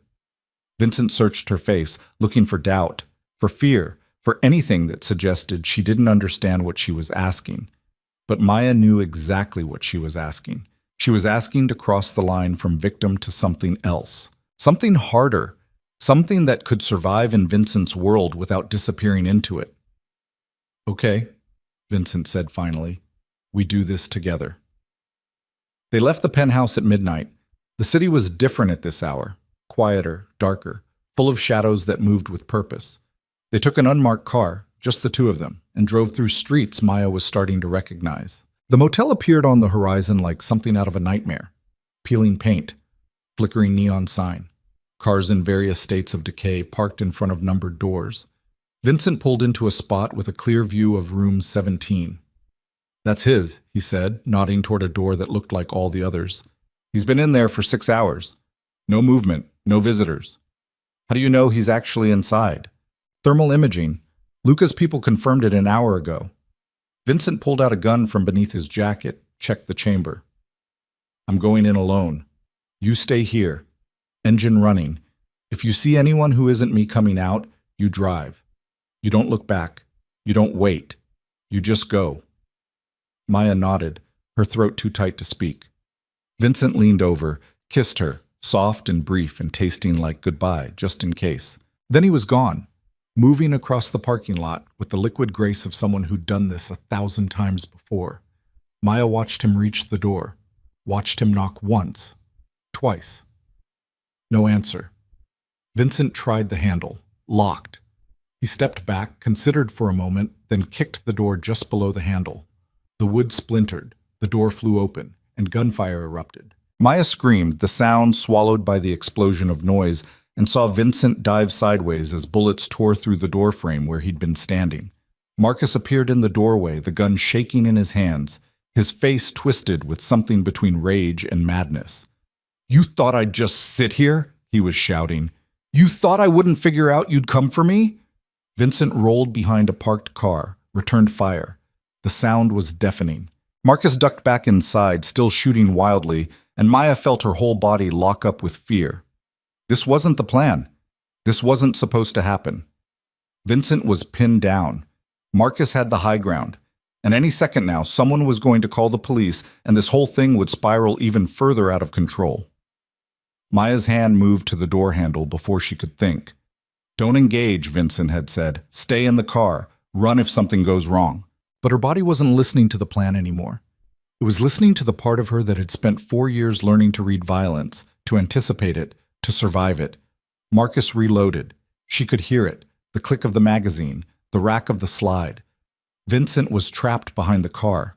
If Marcus stepped out now, if he got a clear shot, Vincent would die. Maya grabbed the gun Vincent had left in the center console. A backup, probably, something he'd forgotten in the chaos. She opened the car door. The sound drew Marcus's attention. He spun toward her, eyes widening in recognition. Maya, he breathed. Baby, I knew you'd come. I knew you wouldn't let him kill me.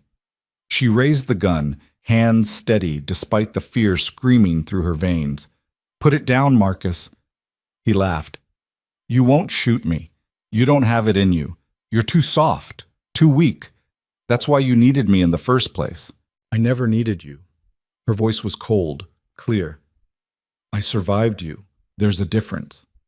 Marcus's smile faltered. You don't mean that. Put the gun down. Or what? You'll shoot me? He took a step forward. You can't even look at blood without flinching. You think you can pull that trigger? You think... She fired. The bullet caught him in the shoulder, right side, clean through.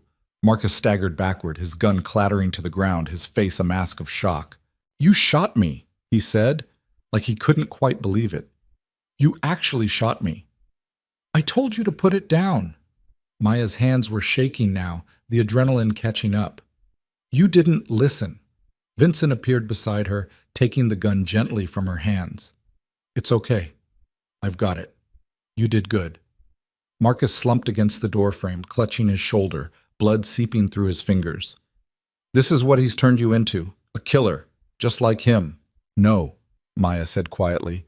This is what you turned me into, someone who fights back. Vincent moved toward Marcus, his own gun raised, and Maya saw the calculation in his eyes, the cold math of finishing this, of making sure Marcus never came back. Wait, she said. Vincent paused, looked at her. Don't kill him. Maya stepped forward, stood between them. Not like this. Not execution style in a motel parking lot. That makes us exactly what he said we are. He tried to kill me, Vincent said. He threatened you. He broke into our home with a gun. This isn't murder, Maya. It's self-defense. It's revenge, she corrected, and I don't want that on either of our souls. Souls, Marcus laughed, the sound wet and broken. You think you still have those, after everything you've done, everything you've become? Maya looked at him, really looked at him, and saw not the monster who'd haunted her dreams for 4 years, but a pathetic, broken man who'd never learned how to be anything but cruel. And she felt nothing. No fear, no anger, no hatred, just a vast, empty indifference. Call the police, she said to Vincent. Tell them there was a break-in, that Marcus Hale attacked us, that we defended ourselves. Let the system handle him. The system let him hurt you for 4 years, Vincent said, and killing him makes us the system. Maya met his gaze. Please, trust me, this is the right way. Vincent stared at her for a long moment. Then he lowered his gun. Okay, we do it your way. He pulled out his phone, made the call. Within minutes, sirens filled the air. The police arrived first, 2 units, lights flashing, then an ambulance, then more cops. The parking lot became a chaos of questions and statements and Vincent's lawyer appearing out of nowhere to handle the legal side. Maya sat in the back of the ambulance, a blanket around her shoulders despite not being hurt, and watched them load Marcus onto a gurney. He was still conscious, still coherent enough to spit curses at everyone who came near him. But when they wheeled him past Maya, he went quiet. Their eyes met one last time, and Maya realized with startling clarity that he had no power over her anymore. None. He was just a man, weak, pathetic, broken, and she was finally, completely, free. The ambulance doors closed. The siren wailed, and Marcus Hale disappeared into the night. Vincent appeared beside her, slipped an arm around her shoulders. You okay? Yeah. She leaned into him. I am. You shot him. I did. No hesitation. No. Maya looked up at him. Does that make me a bad person? Vincent's mouth curved into something almost like a smile. It makes you a survivor. They stayed there while the police finished their investigation, while Vincent's lawyer made sure the narrative was airtight, while the sun started to creep over the horizon. By the time they were cleared to leave, Maya was so exhausted she could barely stand. Vincent drove them back to the penthouse in silence, his hand finding hers on the console, holding tight. When they finally walked through the door, the same door Marcus had broken through less than 24 hours ago, Maya felt the weight of everything crash down at once. She made it to the couch before her legs gave out. Vincent sat beside her, pulled her close, and they stayed like that for a long time. It's really over, Maya said eventually. Isn't it? Yeah. Vincent kissed the top of her head. Marcus is going to prison for a long time. Attempted murder, breaking and entering, weapons charges. He won't get near you again. And Antonio? Still bound by the accord. He can't make a move without risking war with every family in the city. Vincent paused. We won, Maya. We actually won. She wanted to feel victorious, wanted to celebrate, wanted to believe that shooting Marcus had closed some chapter in her life and opened another, but all she felt was tired. So goddamn tired. What happens now? She asked. Now? Vincent shifted so he could see her face. Now we figure out how to live in the world we just fought for. And what does that look like? I don't know. His smile was small, uncertain, but real. But I think that's the point. We get to decide. Maya closed her eyes, felt the steady rhythm of his heartbeat beneath her ear, and let herself believe just for a moment that maybe peace was actually possible. Bagsi Besenanit. 3 months later, Maya stood in front of a mirror in a dress that cost more than her first car and tried to recognize the woman staring back. She looked different, stronger. The softness that had defined her for so long had been replaced by something sharper, more defined. Her hair was pulled back severe and elegant. Her makeup was minimal but precise. And the dress, black, structured, absolutely unforgiving, made her look like she belonged in Vincent's world. Maybe she finally did. You ready? Luca appeared in the doorway, looking uncomfortable in a suit that was probably tailored to within an inch of its life. As I'll ever be, Maya said. They were hosting a dinner, all the families, a formal acknowledgement of the peace that had held for 3 months, a show of unity and strength, and Maya's official introduction as Vincent's partner, not girlfriend, not fiancé, partner, equal. The word still felt strange in her mouth. She followed Luca down to the main dining room, a space in the penthouse she'd barely used, now transformed into something elegant and intimidating. Long table, crystal glasses, flowers that probably cost more than most people's rent. The guests were already arriving. Vittoria Russo, elegant and sharp-eyed. Antonio Castellano, who nodded at Maya with something that might have been respect. Others she didn't know, but who looked at her with varying degrees of curiosity and calculation. And at the head of the table, wearing a suit that made him look like he owned the world, stood Vincent. He saw her enter and everything else seemed to fade. He crossed to her, offered his arm, and when she took it, she felt the room shift around them. You look beautiful, he murmured. I look terrifying, Maya corrected. Same thing. They took their seats, Vincent at the head, Maya beside him in the position traditionally reserved for family. The message was clear. She wasn't a guest, wasn't a temporary fixture. She was permanent. Dinner progressed with the careful choreography of people who'd spent a lifetime pretending to be civilized. Conversation flowed around topics that mattered and didn't: business, weather, the state of the city. But underneath it all, Maya could feel them watching her, assessing, trying to figure out if she was a weakness or a strength. Halfway through the second course, Vittoria raised her glass. A toast, she said, to new alliances, and to the reminder that strength isn't always about who can hit the hardest. Sometimes it's about who can endure the longest. Glasses clinked. Wine flowed. And under the table, Vincent's hand found Maya's. After dinner, after the guests had filtered out with promises and veiled threats in equal measure, after Luca and the security team had swept the penthouse for the 3rd time, Vincent and Maya stood alone on the balcony overlooking the city. The light stretched out forever. A constellation of lives being lived, battles being fought, futures being built. "What are you thinking?" Vincent asked.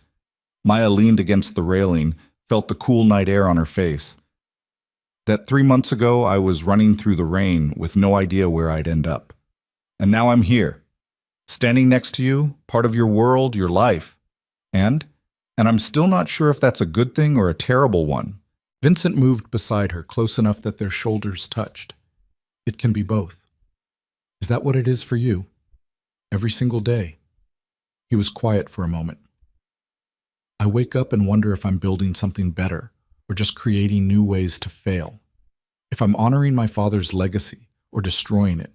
If I'm protecting you or just dragging you deeper into something you'll never escape."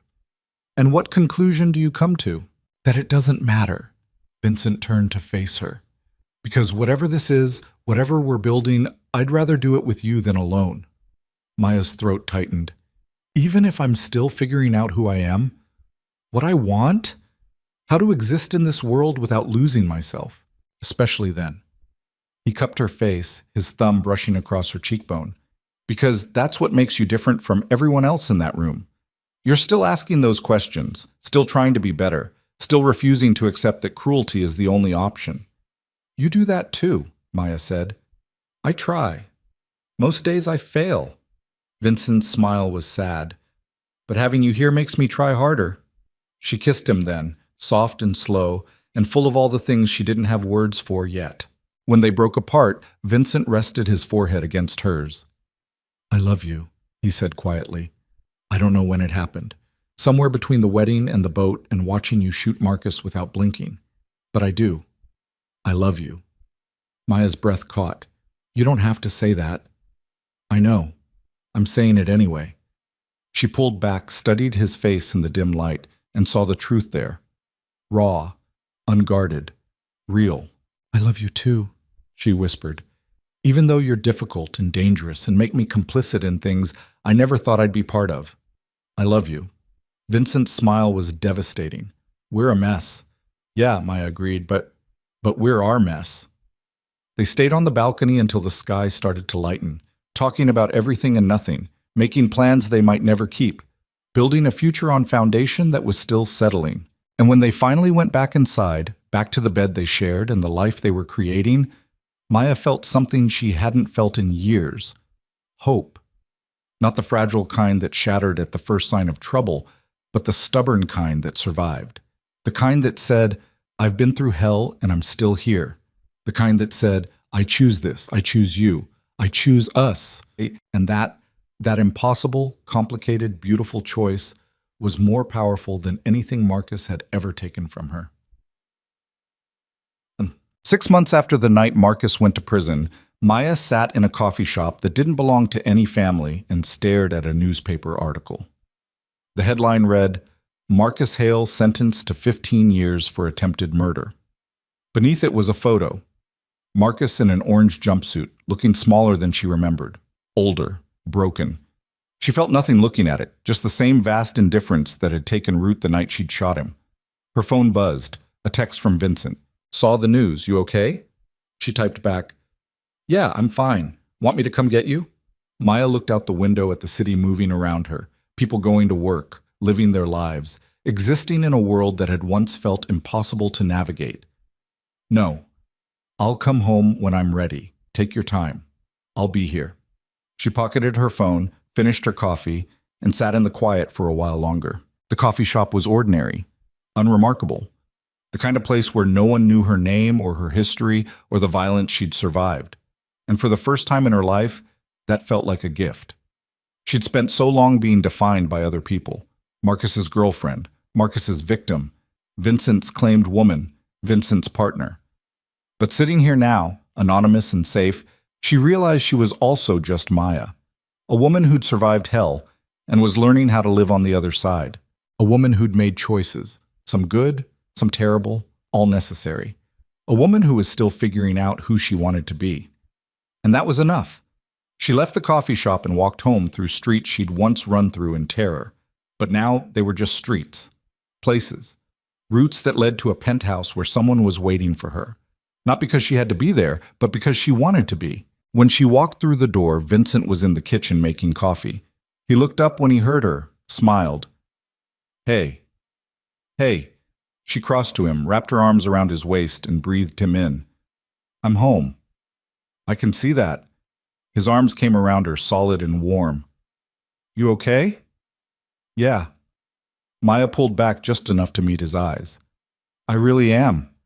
Vincent studied her face, reading her the way he'd learned to over the past 6 months. Then he nodded. Good. They moved to the living room, sat on the couch together, and Maya told him about the article.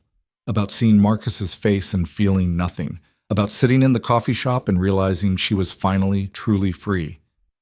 Vincent listened without interrupting, his hand moving through her hair in that absent way he had when he was thinking.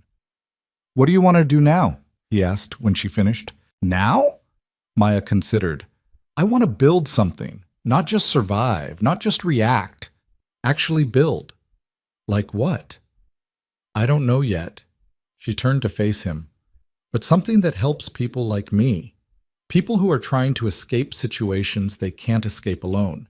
A foundation, maybe, or a network. Something that gives them options beyond running and hoping. Vincent's expression shifted. Surprise, then something softer. That's a good idea. You think? I think, he said carefully, that you could do a lot of good with resources and the right connections. And I think I might be able to help with that. Without strings? Without strings. Vincent's mouth curved. Well, maybe one string, which is that you let me be part of it, not as your boss, not as your protector, just as your partner. Maya felt her chest tighten in the best way. I can live with that. They spent the rest of the day planning, researching organizations, talking to people Vincent knew who'd done similar work, sketching out what a foundation might look like. And for the first time since she'd crashed that wedding 6 months ago, Maya felt like she had a purpose beyond survival. She had a direction, a future, something worth building that wasn't defined by the men who'd tried to break her. Imats. 1 year after the night, Maya Chin ran through the rain and stumbled into a wedding that changed her life. She stood in front of a crowd of people and told her story. Not all of it. The details of Vincent's world stayed private, protected by the same careful boundaries that had allowed their relationship to survive. But the broad strokes, the abuse, the escape, the choice to stop running and start fighting back, those she shared. The crowd was small, intimate. Women who'd survived similar situations, men who were trying to understand, advocates and counselors, and people who believed that change was possible. Maya's foundation, called simply the Starting Line, had been operational for 6 months. It provided safe housing, legal support, job training, and counseling to people trying to leave abusive situations. It was funded by Vincent's legitimate businesses and overseen by a board that included Vittoria Russo and 3 other people who understood what it meant to survive impossible circumstances. And standing in the back of the room, arms crossed and expression carefully neutral, was Vincent. He didn't come to every event, didn't make himself visible in the foundation's operations, but he was there when it mattered, when Maya needed him, when she doubted herself or the work or her ability to make a difference. She finished her speech to quiet applause, answered a few questions, and then the crowd dispersed into smaller conversations. Vincent appeared at her side, slipped an arm around her waist. You did good, he said quietly. You think? I know. He kissed her temple. Your father would be proud. Maya's breath caught. Vincent rarely mentioned her family, the parents who died when she was young, the foster system that had failed her, the loneliness that had made Marcus's attention feel like salvation instead of the trap it was. You think? She asked. I think anyone who knew you before all this started would be amazed at who you've become. Vincent paused. I know I am. Maya turned in his arms, looked up at him, and saw the truth there. This wasn't the crime lord who'd claimed her in front of 50 witnesses. This wasn't the strategist who'd threatened a man's son to win a war. This was just Vincent, imperfect, trying, failing sometimes, but never giving up. Her partner. I couldn't have done this without you, she said. Yes, you could have. Vincent's voice was firm. You would have found another way, another path. Because that's who you are, Maya. You survive. You adapt. You find a way forward. Maybe, she smiled, but I'm glad I didn't have to do it alone. Me too. They stayed at the event for another hour, talking to people, making connections, planting seeds for future work. And when they finally left, stepping out into a night that smelled like rain and new beginnings, Maya felt the weight of her past finally start to lift. Marcus was in prison. Antonio had honored the accord. The foundation was growing. And she, Maya Chin, survivor, fighter, builder of futures, was finally learning how to be happy. Not perfect, not healed, but happy in the way that came from knowing you'd survived something terrible and come out the other side still capable of hope. Vincent drove them home through quiet streets, his hand finding hers on the console. "What are you thinking?" he asked. Maya looked out at the city, the lights, the shadows, the endless possibility of lives being lived in every window they passed. That a year ago I was running for my life with nowhere to go, and now I'm here, building something, helping people, loving someone who sees me for who I actually am. And how does that feel? She turned to him, saw the vulnerability in his eyes, the fear that maybe this had all been too much, too fast, too complicated to survive. "It feels like coming home," she said simply. Vincent's smile was worth every hard choice she'd made to get here. They pulled into the garage beneath the penthouse, rode the elevator up in comfortable silence, and walked into the space that had become theirs. The living room where Marcus had bled was long since cleaned, the furniture rearranged, the ghosts of violence exercised through time and choice, and the deliberate act of building something new. Maya kicked off her shoes, padded to the window, and looked out at the view she'd seen 100 times but never tired of. Vincent joined her, wrapped his arms around her from behind, and they stood there watching the city breathe. "I love you," Maya said quietly. "I love you too." Vincent's voice was rough with emotion. "More than I thought I could love anything. Even with all the complications. Especially with all the complications." She leaned back against him, felt the steady rise and fall of his chest, and let herself believe in the future they were building. It wouldn't be easy, she knew that. Vincent's world, their world now, would always carry the threat of violence, the weight of impossible choices, the price of survival, but they'd face it together. Not because they had to, but because they'd chosen to. And that choice, made freely, made fully, made with eyes wide open to all the risks and rewards, was more powerful than anything fear had ever taken from her. Outside, the rain started to fall, soft at first, then harder. But Maya didn't flinch.